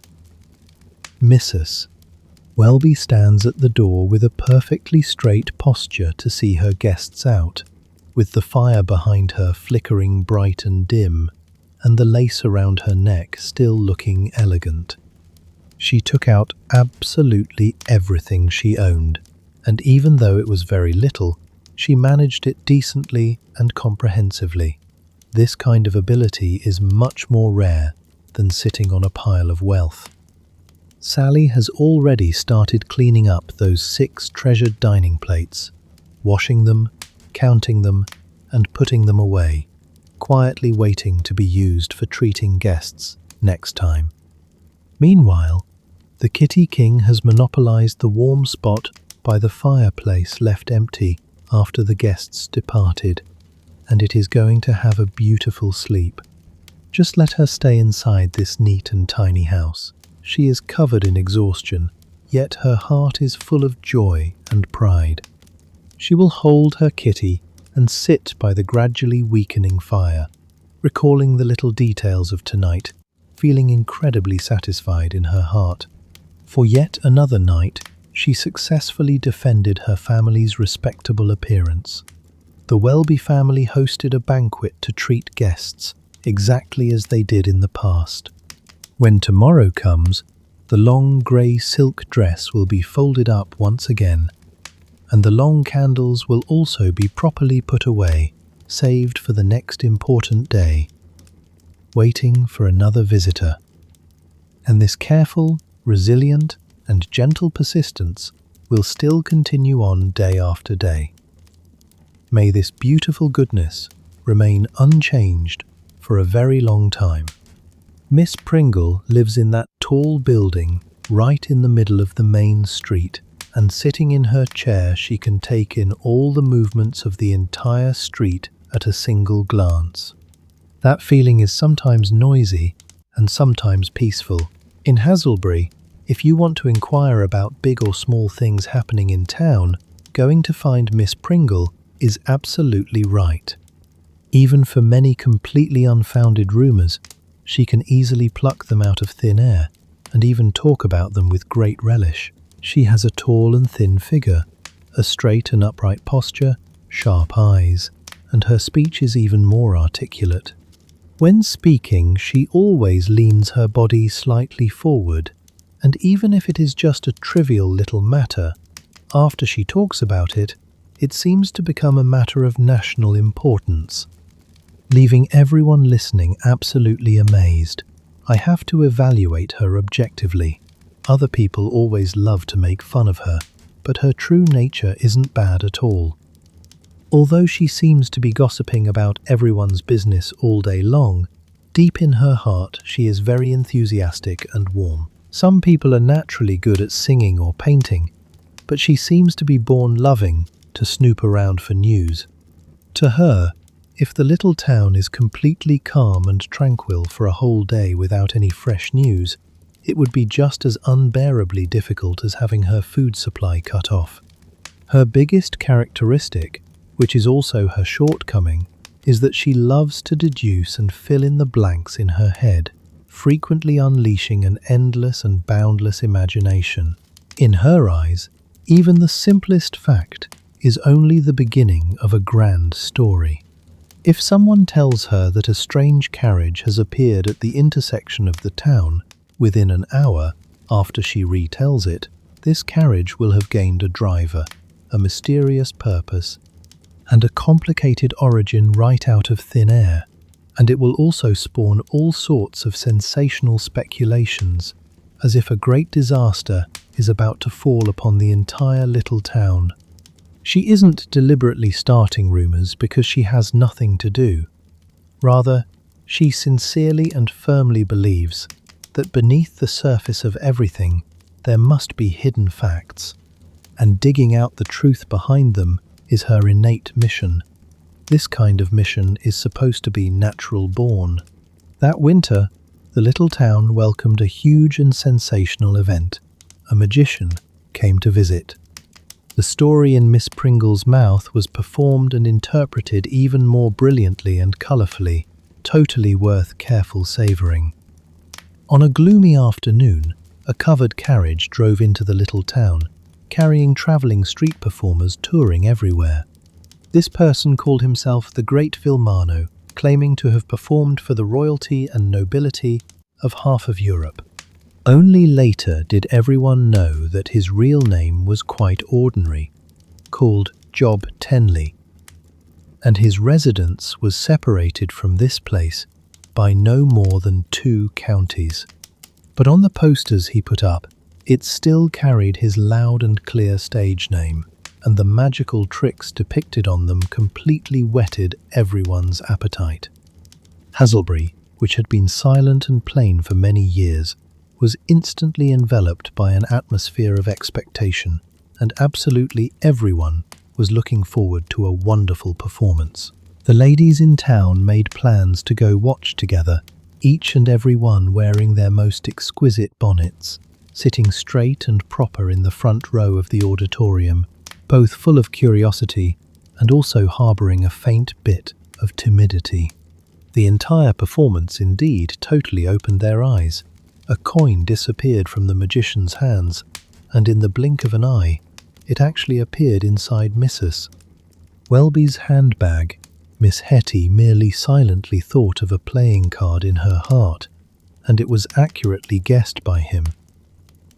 2 liquids blended together, instantly turning into a brilliant red colour like a raging fire, the ladies exclaimed repeatedly, holding on to each other tightly. After the show ended, everyone was filled with joy, and for the next entire half of a month, all everyone talked about was this performance. Everyone unanimously agreed that this was the most wonderful night they had seen in their entire lives, and this Vilmano was the most magical and also the most mysterious person in the world. But this sense of mystery ultimately stirred up trouble. And what was the trouble? The ladies discussed in private. A person who can make a coin pass right through a solid wooden table has unfathomable abilities, and no one can say clearly what else he might be able to do. Where on earth does he come from? Where does he stay for the night? And what secrets are hidden inside the covered carriage? Throughout the entire performance, Miss Pringle kept her eyes fixed unblinkingly on the man. She said bluntly that a person possessing such bizarre magical tricks could absolutely not be a good kind of person. She visited from door to door, spreading this view in one living room after another. The seeds of suspicion were planted just like that, and this kind of atmosphere was quietly spreading around. Panic quietly grew just like this. At first, it was nothing more than a few fragmented little things. A farmer's shed on the edge of town lost a few miscellaneous items. Clothes hung out to dry at night by a household near the bridge vanished into thin air. Early in the morning, someone found the chicken coop door pried open, missing 1 or 2 chickens, and the eggs had also vanished completely. Looked at individually, these were nothing more than the petty theft commonly seen in a little winter town. But the ladies of Hazelbury connected these things together, and Miss Pringle added even more fuel to the fire and pushed the waves along. Piece after piece of little things were patched together, transforming into a real and tangible danger in everyone's eyes. The process of rumours fermenting was highly interesting. When a fact was passed around in the early morning, it was still simple and straightforward. By midday, layers of details had been added on. Wait until evening, and it was already completely beyond recognition. People always end up scaring themselves. Mrs. Welby told Miss Hetty that she saw a carriage on the street, facing path in the early morning, acting extremely suspiciously. Hetty felt uneasy in her heart, turned around and told her own maid, and the maid passed it on to the maid next door, describing it as a strange carriage wandering back and forth in the narrow alley. The maid next door told it to her mistress again, and it turned into a group of strong men driving a carriage, snooping and casing the joints all around the houses. When the news reached Pringle's ears, her eyes lit up. She leaned her body forward and added the very last stroke. She had long felt that the magician was acting suspiciously, and this is exactly how the rumours spread wide. In just a short afternoon, a regular carriage on the road was rumoured to be a gang of bandits coming to case the town. Throughout the whole process, nobody deliberately lied, yet the rumours changed their appearance step by step. Strangers had indeed come to town. Besides that magician, rumour had it there were also a few accomplices. Some people saw a few dark figures who looked very much like foreigners wandering by the roadside at dusk. The shed burglary, the missing clothes, and the stolen chickens, these several things were tightly tied together in everyone's minds. Absolutely everyone firmly believed that these bad things must have been done by these outsiders. If they wouldn't even spare poultry and clothes, what would they covet next? And who would they strike against? Once panic sprouted, it could never be calmed down again. Rumours spread much faster than the truth. After all, fear is far easier to spread everywhere than the actual facts. Thinking back on it now, those days were full of absurdity, with rumours like envelopes piled high on a bookshelf, yet also revealing a bit of warmth and amusement. This quiet little town fell into a gentle and comical collective panic. The ladies didn't dare go out after dark, and staying at home, they were still anxious and uneasy. They mistakenly saw the shadows of plants outside the window as strangers' faces, and a tiny bit of noise in the empty alley was taken as footsteps. A scraping sound came from the chimney, which was clearly just a jackdaw landing, yet they thought someone was climbing in down the chimney. The old staircase made creaking noises, which was originally just the wood shrinking in the cold, but it was also taken as a thief walking upstairs. Every single false alarm would immediately be passed to Pringle, and after she processed and dramatized it, it became increasingly terrifying and unsettling. Pringle took the lead in organizing all sorts of defenses. Her courage wasn't small. Amidst the panic, her preventative measures were extremely comprehensive, and the traps arranged in her house could be called an absolute masterpiece. She carefully checked all the door locks in the house and installed a bell at the head of her bed that she could reach just by stretching out her hand. Every night before going to sleep, she would quietly roll a ball underneath her bed. Her thinking was very simple. If someone was hiding under the bed, the rolling ball would definitely bump into them, and she could discover them in time. She firmly believed in this without a doubt, and also enthusiastically recommended this method to all her friends. She also hid small valuable items like silver spoons and her mother's pocket watch in different places every night. In the flour barrel, deep inside her boot shafts, above the living room chimney, and places like that. When the early morning arrived, she frequently forgot the hiding spots and spent the whole entire day busy turning things over, looking for these items she had deliberately hidden to guard against thieves, making her look highly comical and amusing. But from beginning to end, a thief never, ever appeared. I must repeatedly emphasize this point, because when deeply trapped in panic, the ladies had long since ignored the truth.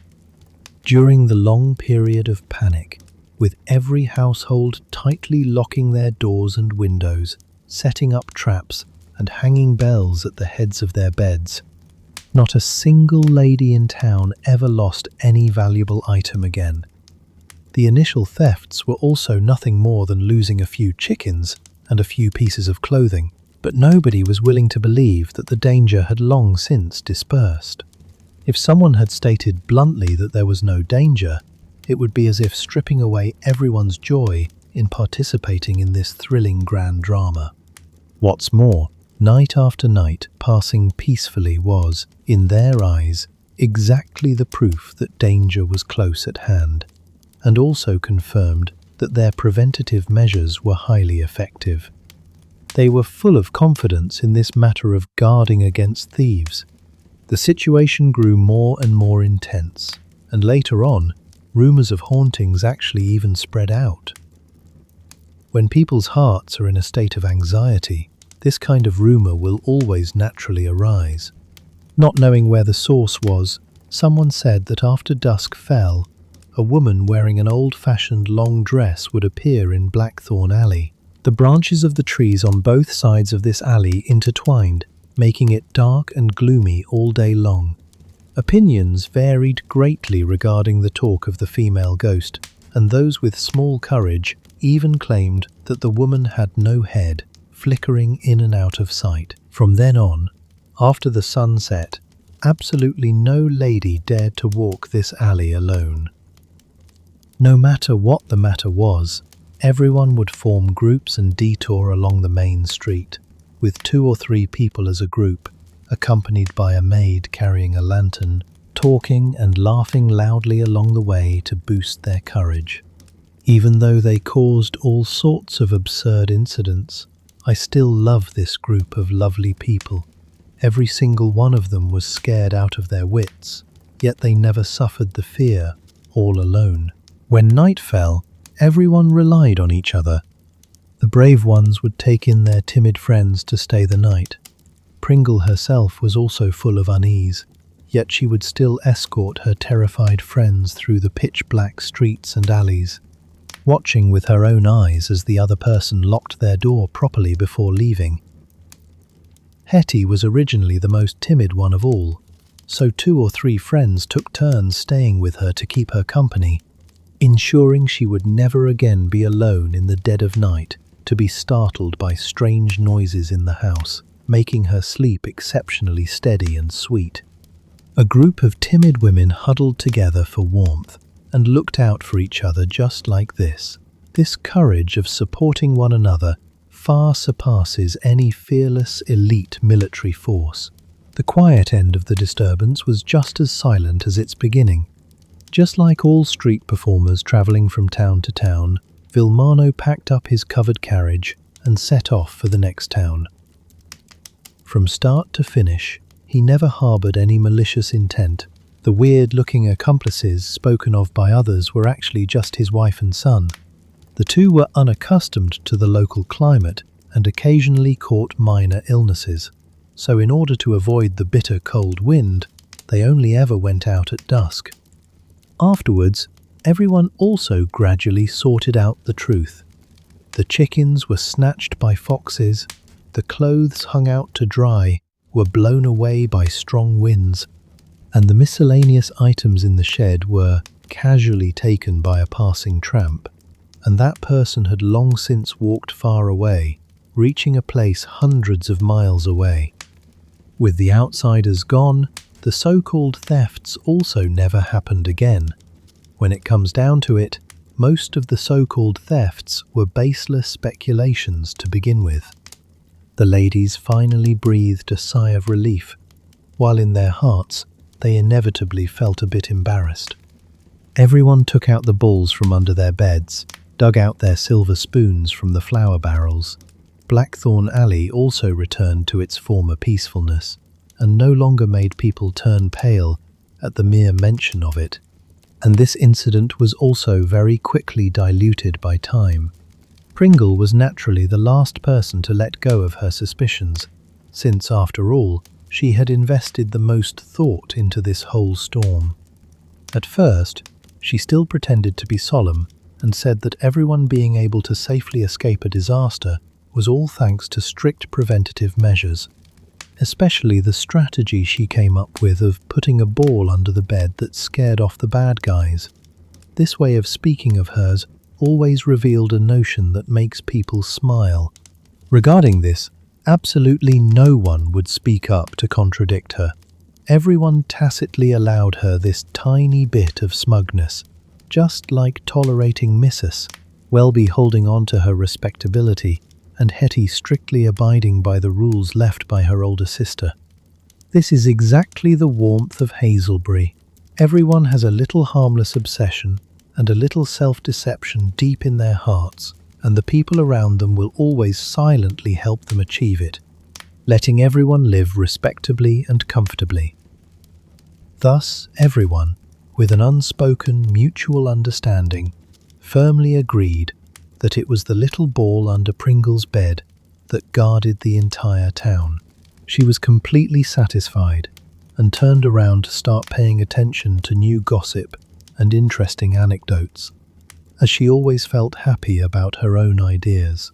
Afterwards, I frequently recall that winter full of human warmth and also ponder what exactly it was that everyone was truly afraid of. Obviously, a mere few chickens and a few pieces of clothing were absolutely not worth mentioning. Quote, I think what they were afraid of was the boundless darkness, the long and endless darkness, which is the vast and unknown wide world outside of these warm little houses one by one. Everyone, when alone in the dead of night, will produce this kind of feeling, experiencing the vast and boundless long night all by oneself. The so-called thieves were nothing more than a concrete incarnation they found for this innate fear. By locking the doors and hanging up the bells, it was as if they could fight against it, preserving their own little piece of tranquility.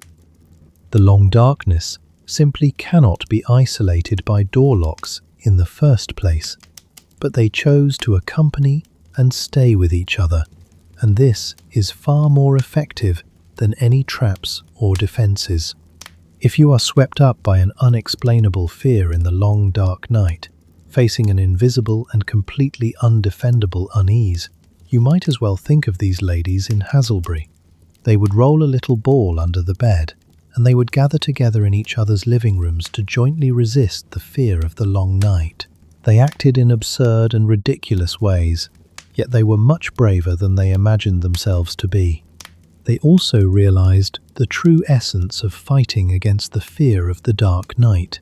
Never ever face fear all alone, and fear itself is also not terrifying. The night grows deeper, and the lights in Pringle's tall building are dim and hazy, while the street outside is entirely quiet, a quietness that can make a person utterly intoxicated by it. She confirms from the window that all the lights in town have been extinguished before finally going upstairs to rest. Tomorrow, early in the morning, she will once again stand guard at the window, overlooking the entire street, quietly waiting for fresh new things to arrive at her door.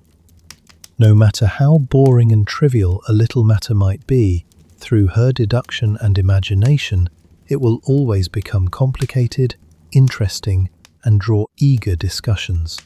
If she were missing, this little town would definitely be a lot less interesting. Everyone in town knows this perfectly well in their hearts and sincerely accepts her, along with her little balls, her bells, and her endless speculations and mental elaborations, treating her gently together with gentle companionship.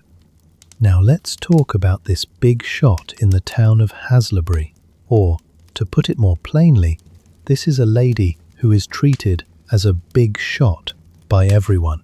In this little town, these two ways of putting it are actually no different from each other.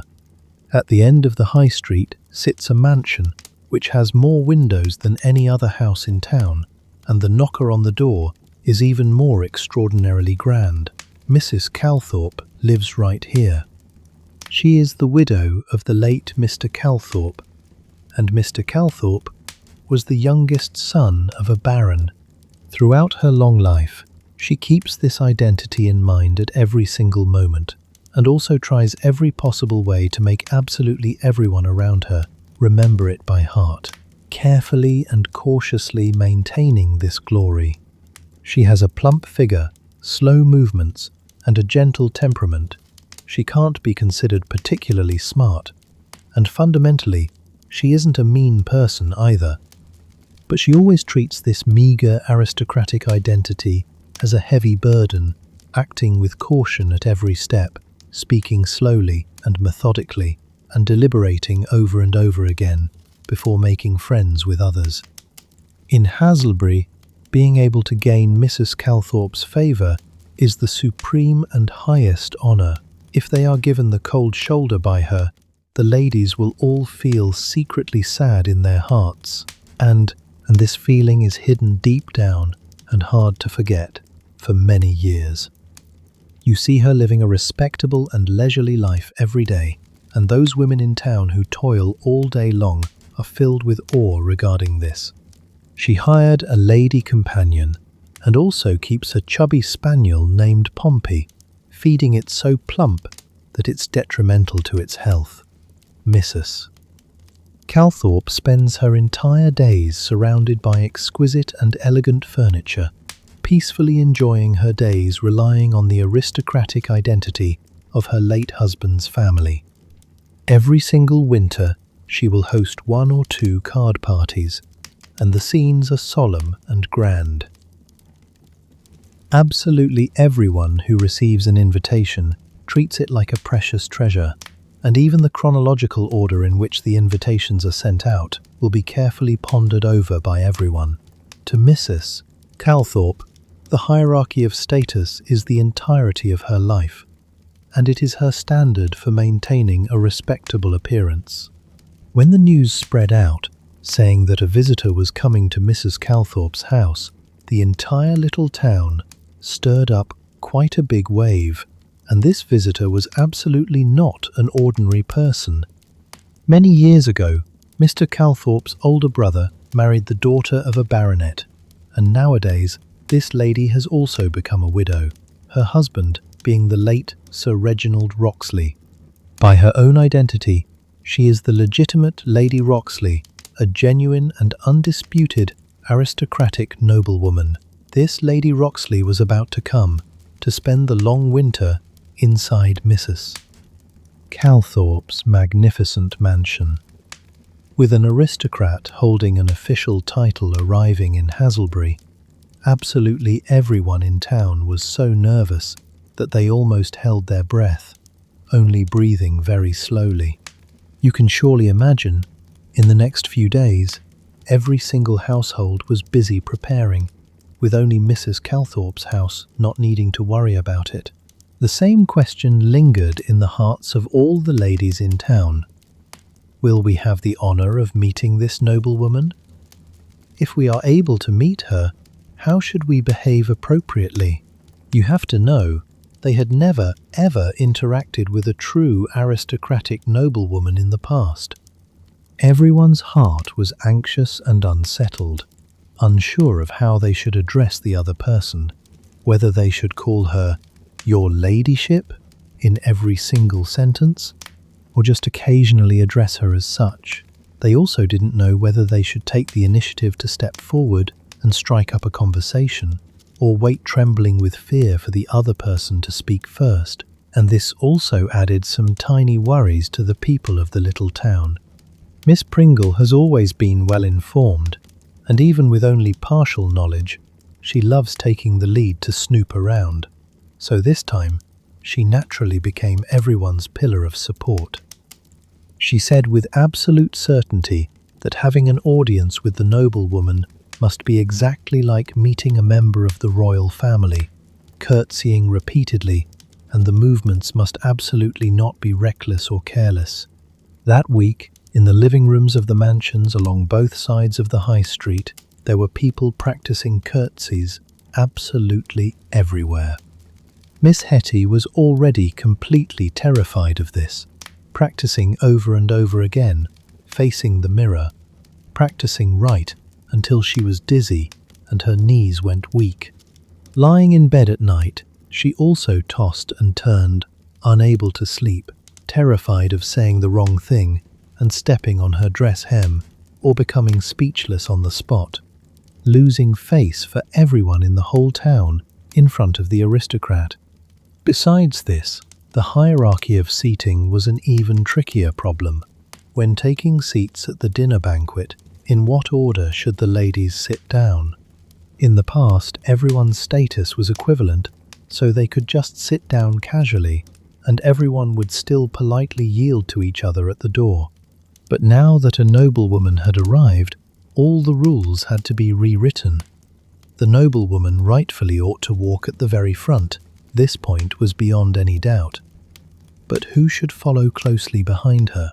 No one could say clearly whether the identity of a baronet's widow was actually higher than the widow of a baron's youngest son, or lower than the other party. For a whole entire week, in the living rooms of a dozen or so households, people seriously debated around this very question. Everyone dug out an ancient etiquette book treasured by Miss Pringle, yet they still couldn't fathom the explanations inside it.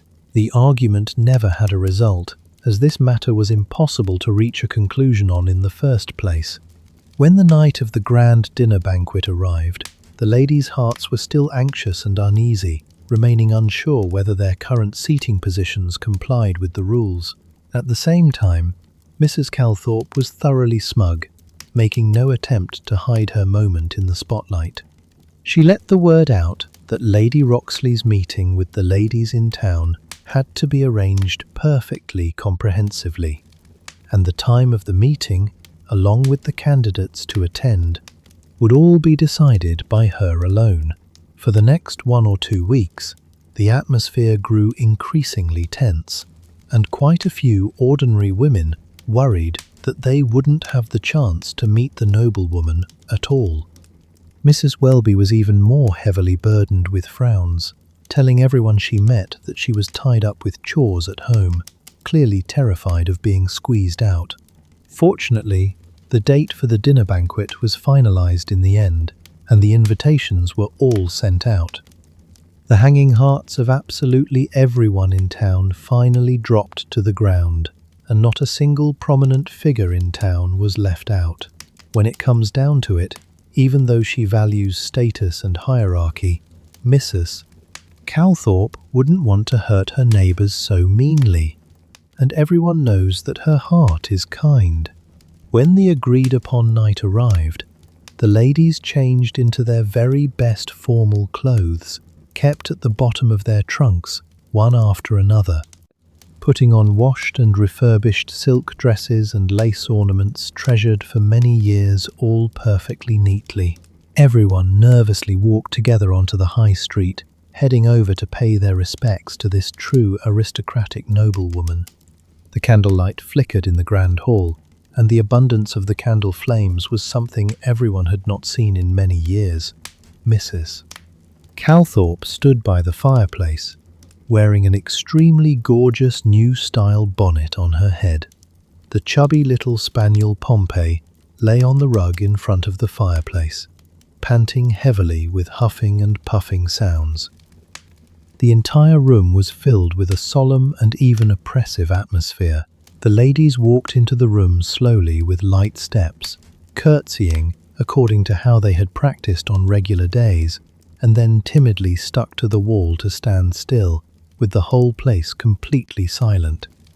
Everyone waited with hearts full of awe for the distinguished guest to make her entrance, almost not daring to look towards that door someone was about to walk through, their hearts beating bit by bit.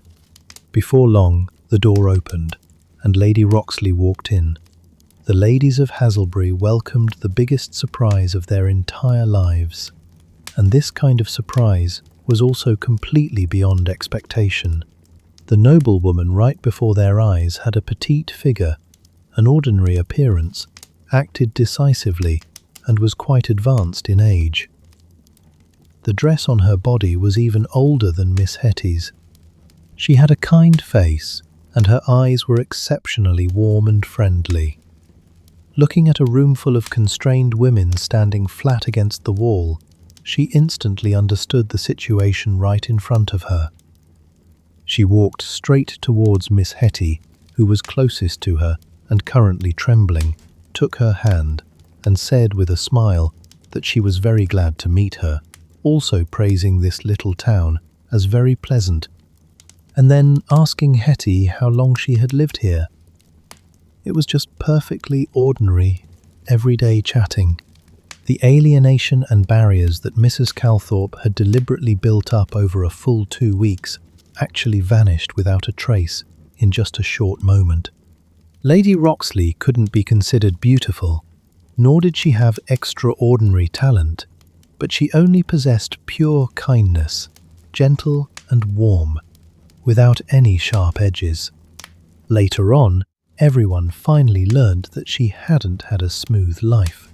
In the past, she travelled all around with Sir Roxley, living in tight financial circumstances, and after her husband passed away, there was even less left at home.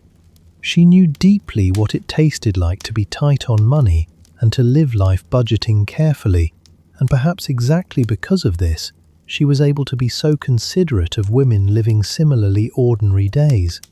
A person who has truly experienced poverty will never despise other people's frugality, but will instead feel understanding in their heart, because they too once lived exactly like this.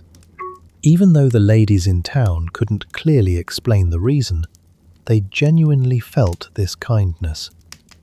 In front of this noble woman, they no longer felt themselves to be lowly, but instead felt highly respected, and right then and there, they sincerely fell in love with her, as the atmosphere slowly warmed up. Lady Roxley completely ignored all red tape and rigid formalities, unwilling to sit high up and wait for others to seek an audience. She weaved through the grand hall, chatting with absolutely everyone, treating them all exactly the same regardless of high or low status. She didn't talk about luxurious extravagances, only chatting about the everyday household trivia that the neighbours dealt with day by day. She asked Mrs. Welby for advice on the tricks of raising cats and praised Miss Pringle for being so knowledgeable, prompting the other party to tell several interesting anecdotes right in a row. That night, she also listened to Miss Hetty speak gently and slowly about the story of the snowdrop flowers in her own tiny little garden, and promised to send her a rare flower seedling. The scene this night was truly wonderful. This dignified noblewoman, in terms of status and position, was far more qualified to put on airs than Mrs. Calthorpe, but she didn't have even the slightest bit of haughtiness. It wasn't that she was unclear about her own aristocratic identity. On the contrary, this identity had long since blended into her bones and blood, so she didn't need to deliberately show it off at all. Throughout the entire long winter night, she wholeheartedly accompanied this group of timid women in chatting, letting everyone become comfortable and at ease, discovering their own loveliness and interesting traits, and gently recounting beautiful things. When it was time to be summoned to take seats for the dinner banquet, the seating rules that everyone had agonizing over for so long completely turned into empty talk. Lady Roxley casually linked arms with Miss Hetty, who was currently panicking beside her, and walked side by side into the dining room. The two of them looked so intimate, as if they were old friends who had known each other for dozens of years. The so-called hierarchy of status instantly collapsed, and everyone walked in casually, choosing seats freely, with smiles and laughter. The dishes at the dinner banquet were also the most lavish the town had seen in many years. Even though Mrs. Calthorpe had quite a few flaws, when it concerned her own face, she was never, ever stingy. On the dining table, there was smoked tongue, baked oysters, wobbly jelly, and an exquisite big cake. The ladies feasted to their heart's content, yet afterwards they were all too embarrassed to admit they had eaten a lot. Lady Roxley was full of praise for every single dish, and even specifically asked for advice on the method of making the jelly. At this moment, Mrs. Calthorpe cast aside all her deliberate posturing, feeling joy and peace from the bottom of her heart. That night, I paid attention to Mrs. Calthorpe's expression with great interest. The situation right in front of her eyes was completely different from what she had expected. She originally planned to let everyone carefully and cautiously get close to this distinguished guest step by step. But Lady Roxley actually blended into the crowd of the little town without any barriers, enjoying herself thoroughly without putting on the airs of an aristocrat in the slightest. As the night grew deeper, Lady Roxley was also having a relaxed and cheerful chat with the town's surgeon, Mr. Dabney. Mr. Dabney was plain, straightforward, and kind-hearted. Mrs. Calthorpe only invited him to save face and avoid giving people grounds for gossip, as in her heart, the other party was fundamentally not of the same social class as herself. But in Lady Roxley's eyes, there was absolutely no status gap between the two. She and the doctor chatted about his hometown, as that land was not far away from her own homeland, and the two even spoke of fellow townsmen they both knew. Listening to the doctor's straightforward and amusing conversation, she laughed incredibly happily, as if this was the most interesting thing she had heard in a whole month. Mrs. Calthorpe sat off to the side, wearing her gorgeous bonnet, her heart full of confusion. She truly could not understand why a legitimate noblewoman would be completely unconcerned with the status divide between people. But to be fair, Mrs. Calthorpe's true nature isn't bad. She just has rigid thinking and values appearances. Facing such enthusiasm and friendliness, she ultimately couldn't keep putting on an act forever. Before that long winter had even ended, Lady Roxley's easygoing kindness slowly infected her. She gradually let go of her rigid posture and nervous mood, no longer obsessing over minor details of status differences, and treated people with a bit more genuine smiling warmth. I always believed that the change Lady Roxley brought to Mrs. Calthorpe was far more profound than any sermon in the Hazelbury church, and this edification never had even half a bit of deliberate preaching. This is the true way that can make a person change and benefit them for their entire life. This is exactly the principle that Lady Roxley had thoroughly grasped, and it is also the true essence that the pitiful Mrs. Calthorpe had spent her whole life unable to understand. A truly confident person will never, ever rely on their status to put themselves above others. Only those with deep-seated inferiority and insecurity will always busy themselves, clinging to the rich and powerful, looking down on others, and repeatedly obsessing over the status gap between one another. If there truly is genuine nobility in the world, then it never needs to deliberately prove anything. A person harboring nobility in their heart treats people with friendliness, acts simply, and can sit on a humble chair, guarding a tiny little fire, earnestly listening to an old woman telling stories about flowers and plants, sincerely and truly feeling that beauty. This grand dinner banquet, just like all joyful gatherings, ultimately came to a close. The ladies walked relaxedly on the streets shrouded in night, having no more awe and constraint in their hearts, only feeling meltingly warm and entirely satisfied.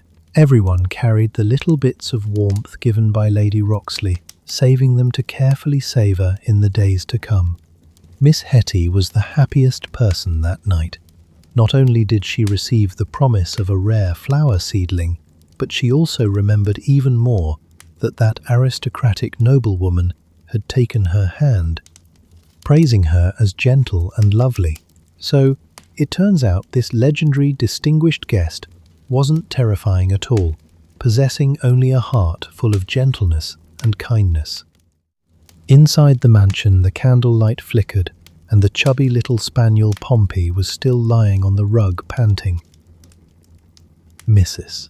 Calthorpe sat quietly all alone, recalling the experiences of the entire night, with mixed feelings in her heart, unable to say clearly whether this night was ultimately considered a complete success or a complete defeat. Beyond any doubt, Lady Roxley was deeply loved by everyone, but this success originated from sincere kindness, rather than strict and forbidding etiquette. An unexplainable sense of melancholy lingered in her heart and could not disperse for a long time. She couldn't put it into words, yet she faintly realized that the aristocratic status and position she had worshipped for her entire life didn't seem to be as glamorous as she had imagined. She still possessed her aristocratic title, but this night also silently told her, compared to Lady Roxley's beautiful character of not admiring superficial vanity, being plain and enthusiastic, a mere status and position is truly insignificant and not worth mentioning. Earlier, I took you to see the daily routines of the ladies of Hazelbury, drinking tea and playing card games, and saw their tiny bit of respectability and harmless innocence. They are truly, innocently lovely. You might think their lives are always comfortable and smooth, and the biggest setbacks are nothing more than amusing incidents like mistakenly eating lace or imagining a thief. But no matter how peaceful a little town is, it cannot escape the hardships of the world, just like every single one of us. If we don't recount the way they face difficulties head-on, then we cannot be considered to have truly understood these women. Only through adversity can one catch a glimpse of the true heart of a person and a town, and I can proudly tell you, the strength of character of the people of Hazelbury is far more resilient than what is shown by exquisite bonnets and card tables. It is incredibly resilient. The first incident began with the passing of Captain Leyburn. I had never mentioned him before this, because he was the only male who truly integrated into the social circle of this group of ladies. So I deliberately saved him until now to slowly tell his story. The captain was a retired military officer, living his days relying on a meagre half-pay. Many years ago, he moved here with his 2 daughters. His temperament was the exact opposite of the ladies. They were gentle and soft-spoken, while he had a loud and booming voice. They acted with reserve and restraint, while he was straightforward and frank. They tried their absolute best to cover up their poverty, while he calmly faced his financial strain. And this kind of openness was something they couldn't achieve, even if they died. In the quiet room, he would calmly and frankly state that his pockets were empty, without feeling embarrassed in the slightest. Whenever this happened, the ladies were all so constrained that they were completely at a loss for what to do. At first, everyone didn't accept him. Such a straightforward man broke their rule, abiding daily routines. But the enthusiasm and unadorned kindness he possessed, just like flowing water grinding a stone, gradually dispelled everyone's barriers. He took the initiative to help the elderly ladies carry coal without needing any reward. During the days when panic spread, he was completely fearless, escorting everyone to return home safely in the dark of night. He loved to tell jokes, and behind the jokes it was all gentleness and kindness. As time passed, the entire little town gradually began to rely on him. People will always unconsciously rely on such a cheerful and reliable person by their side. Only they had a mutual, unspoken understanding with each other. One little thing is enough to see clearly what kind of person he was. There lived an elderly woman in town whose family was extremely poor, yet she had an incredibly strong sense of self-respect. In order to save coal, she let the fire go out, preferring to freeze and shiver rather than ask others for help. The captain discovered this matter, but he didn't give the old woman money directly, knowing deeply that doing so would pierce her self-respect. The next morning, he carried a large sack of coal over all by himself, placed it beside the woman's fireplace, and explained in a hearty voice. He had received too much coal and had nowhere to store it, so he earnestly requested her to help share some of the burden. There was no need to say another word, as the old woman silently accepted the coal, preserving her face. The captain turned around and walked away whistling, as if the other party had done him a huge favor. This kind of gentle kindness is not something just anyone can accomplish. Right on a gloomy afternoon, an accident suddenly struck. On the newly built railway on the edge of town, a cruel accident took away his life. At that time, a child's leg was trapped right in the middle of the tracks, and a train came speeding along. He stepped forward bravely, without hesitation. The child was saved, but he sacrificed his life for this. I am unwilling to depict the moment of the incident in detail, as that short scene was far too sorrowful and far too sad. He spent his entire life being considerate of others, and it was exactly the same when he passed away. The child who was rescued back then has now grown into an adult and started his own family. If the captain hadn't sacrificed himself to save him, he wouldn't possess the life he has today. The entire little town fell into a dead silence. Only when they lost him did people suddenly realize that he had long since become a part of absolutely everyone's life. Now, only his 2 orphaned daughters were left to depend on each other for survival, and the pension they relied on to live was also cut off along with his passing, which was undoubtedly making things even worse. The eldest daughter, Grace Leyburn, was sickly and weak all year round, with a gentle and enduring temperament, often staying behind closed doors at home to rest and recuperate, relying on tenacious willpower to struggle with illness for many years. The youngest daughter, Nellie, still had a bit of childishness, lively and brave, but overnight a heavy burden of £1,000 pressed down upon her shoulders, And this heavy pressure was enough to crush many physically strong and healthy people. How should two penniless and unprotected women live in this world that has always shown no mercy to the weak? This was the worry in the hearts of absolutely everyone in Hasleybury, yet no one was willing to speak this worry out loud, only able to silently murmur about it in their hearts.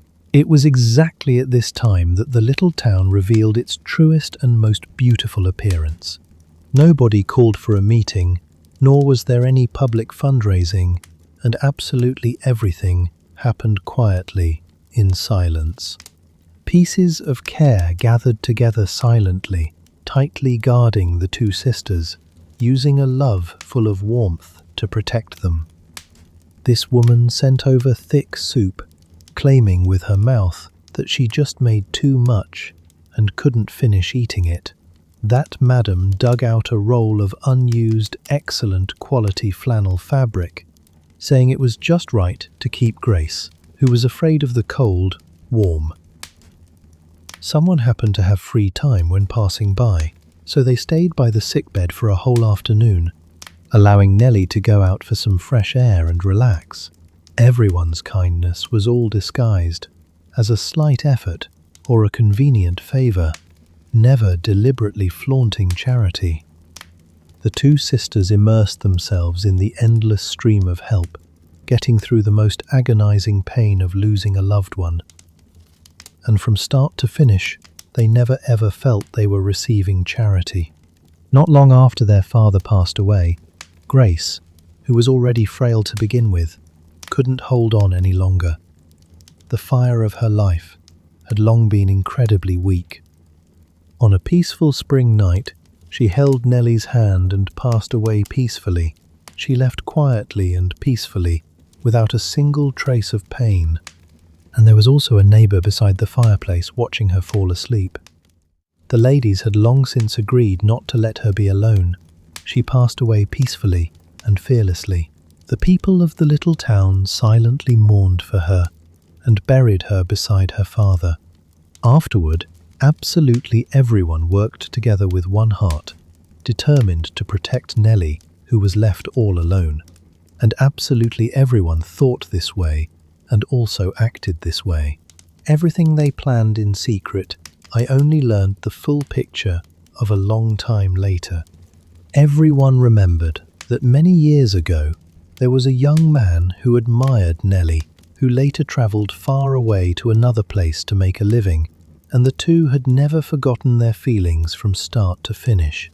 Someone picked up a pen and wrote a letter, truthfully reporting the recent misfortune. After receiving the letter, the young man rode a fast horse and travelled day and night to rush to the little town, and fortunately, he was not late. The sorrow finally welcomed a perfect and happy ending. A wedding was held as scheduled. Nellie found a good husband and travelled far away to settle down, living happily and steadily right up to this day. And the ladies sincerely felt happy for Nellie and couldn't help but shed a tear of being deeply moved. The ladies lost the amiable captain and the gentle Grace, but they protected the surviving Nellie. They didn't ask for thanks, nor did they ever expect any reward, and they were just filled with gentle kindness, exactly like this. The second hardship fell upon Miss Hetty. Do you still remember her meagre savings? That was the inheritance left by her father, deposited in the county bank, and she relied on the meagre interest to get by every year. One early morning, bad news swept through the entire town like a bitter cold wind. The county bank had collapsed. The bank stopped making payouts, the doors were tightly locked, and the savings of all the depositors were completely washed away. Almost all of Miss Hetty's life savings were deposited in this bank. Facing the bad news, she was actually much calmer than others. Other ladies with strong minds were all anxious and feeling pity for her, but Hetty just sat straight quietly, her expression peaceful. The first thing she worried about was never herself. She worried about the poor people in town, the small vendors and the ordinary working folks. They trusted this bank just like she did, and after losing their savings, their situation would only become even more difficult. She first grieved for others and only then considered herself. Miss Hetty always thought this way. In my life, I have seen quite a few heroic deeds, and many men have won praise, relying on courage and fearlessness. But in my eyes, the image of this grey-haired, small and thin woman sitting quietly by the chilly fireplace after losing her entire family fortune, taking the lead to worry about her neighbours, is the most moving kind of bravery. In the early days of the incident, one little thing is enough to fully describe her true heart. At that time, she was flipping through the fabric in her hands at the fabric shop, and a farmer walked into the shop to buy things, wanting to pay with a £5 paper note from the collapsed bank, which the shopkeeper naturally refused to accept, since this paper note was already completely worthless now. This honest and dutiful farmer was at a loss for what to do, looking at the voided paper note in his hands in complete panic, completely unable to understand why his hard-earned savings had vanished into nothingness in the blink of an eye. Right at this moment, Miss Hetty, who had just equally lost her entire family fortune due to the bank collapse, silently opened her tiny little purse, counted out 5 golden guineas, and exchanged them for that piece of waste paper in the farmer's hands. She said she had also been a depositor at this bank and shared the same fate with everyone. If people whose family circumstances were even poorer were left to bear the loss all alone, while she stayed out of it, she would feel uneasy in her heart. After hearing this, the shopkeeper couldn't help but turn around and wipe away the tears at the corner of his eyes, while the pure and innocent Miss Hetty was never able to understand why the other party was so deeply moved.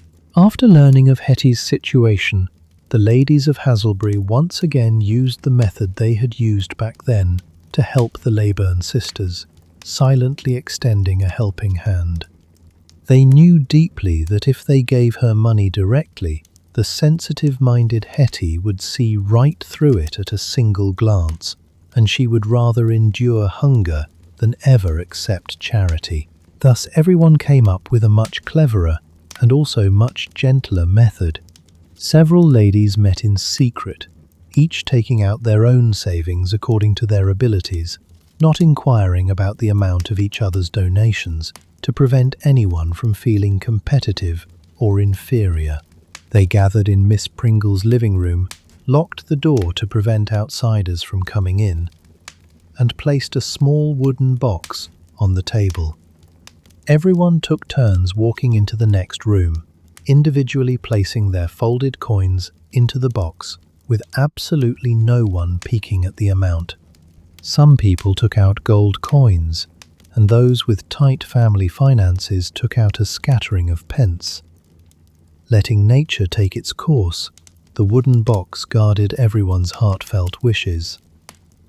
Mrs. Welby was poor to begin with, yet she took out savings that far exceeded her own capabilities, and because of this, she scrimped on food and clothing for a whole entire month, and never revealed a single word about it to the outside world. Everyone combined the collected money and converted it into an annual allowance. They told Hetty that this was the leftover balance luckily recovered from the bankrupt accounts, and that it was the loss retrieved only after her friends ran around making inquiries in many places. Hetty was willing to believe this well-intentioned lie, and everyone's recount was also gentle and sincere.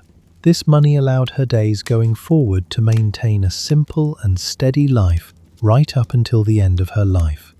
But Hetty was unwilling to become a burden to others, even if it was this kind of secret help. Even though her fate was full of misfortunes, she still wanted to support herself. After turning it over in her mind and considering it again and again, worrying that the business might lose her respectability, she finally decided to open a tiny little tea shop in her own front parlour, selling only tea leaves. In everyone's eyes, selling tea leaves was considered a respectable and clean trade, suitable for a woman of the old-fashioned style to make a living. The ladies in town did everything in their power to support her little shop, just like defending a faith. Absolutely everyone made special trips to her place to buy tea, unanimously praising the quality of the tea leaves, and also introduced relatives and friends to come taste and buy. Relying on pieces of sincere protection, her little business gradually prospered. When she encountered children coming to buy tea, she would take out homemade peppermint candies to give them to eat. When weighing, she always gave full weight, and when no one was around, she would also quietly add a little bit more extra tea leaves. In the days that followed, she lived fully and happily. Having lived a pampered life her whole life, she had never been as busy as she was at this moment, living with so much value and meaning. I frequently ponder, why do people always have to wait until their steady and smooth lives are shattered before they can meet their truest selves? Hetty, when she had no worries about food and clothing, was timid and cowardly, easily thrown into a panic by the slightest noise. But Hetty, after experiencing the hardship of bankruptcy, actually transformed into a gentle warrior, calm and unhurried, with an unknown resilience hidden deep in her bones. We spend all day guarding against suffering, tightly locking our doors and windows, and saving up our savings with extreme frugality. But suffering sometimes also acts like a strict good friend, stripping away the superficial vanity, letting us see ourselves clearly and also see each other clearly. This truth is something that a comfortable life can never, ever provide. These two hardships ultimately reshaped Hazelbury. The pain was real. The kind-hearted captain passed away suddenly.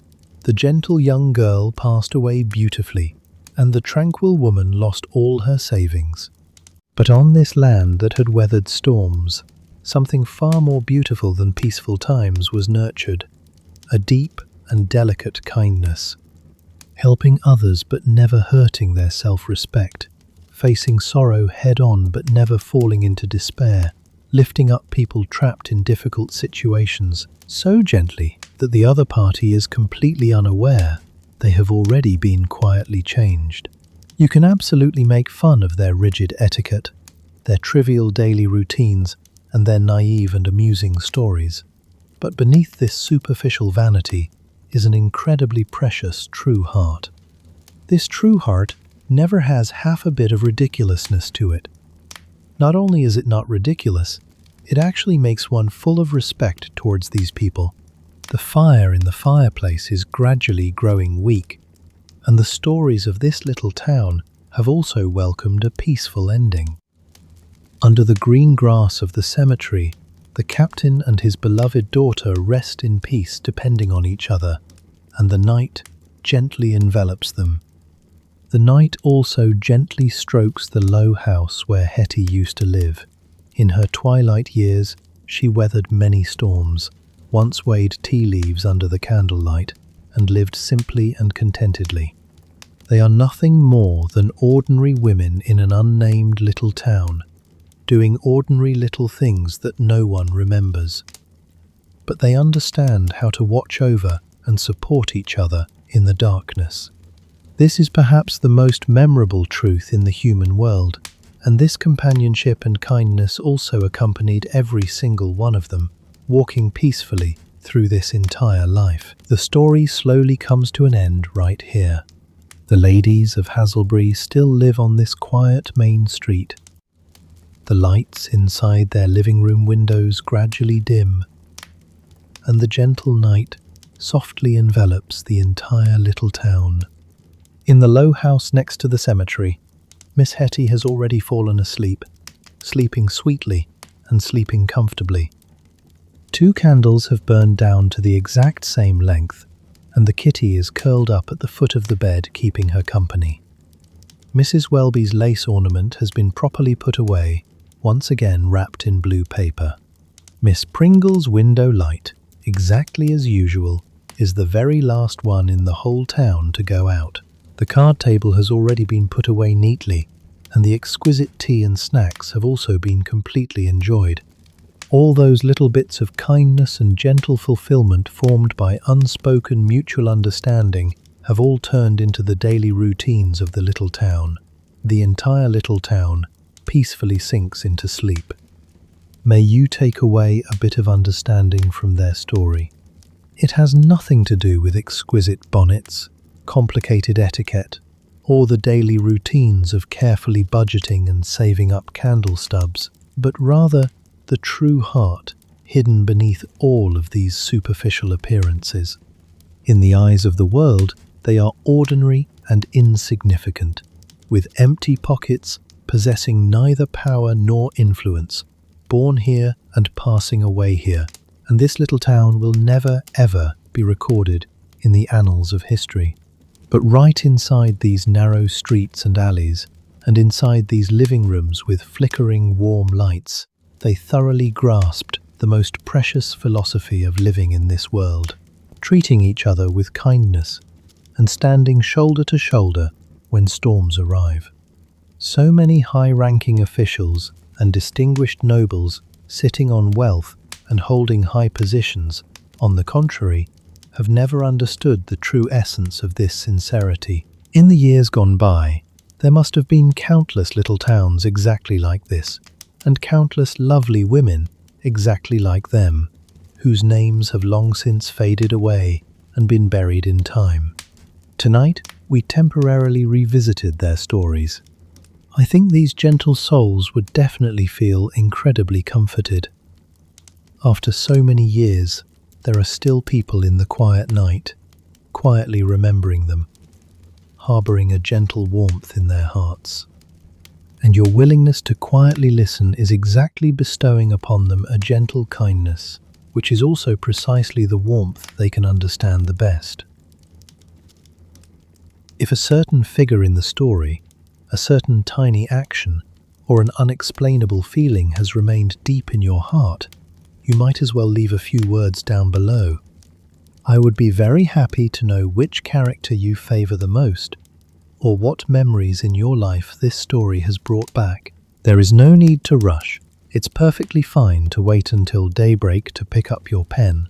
Any time at all is fine. If these kinds of gently told stories can offer you comfort, you are also welcome to stay and continue to step onto this leisurely journey through time, together with us. This is a peaceful little piece of heaven, and in every single night going forward, we will take our time without any rush, continuing to tell warm stories exactly like this.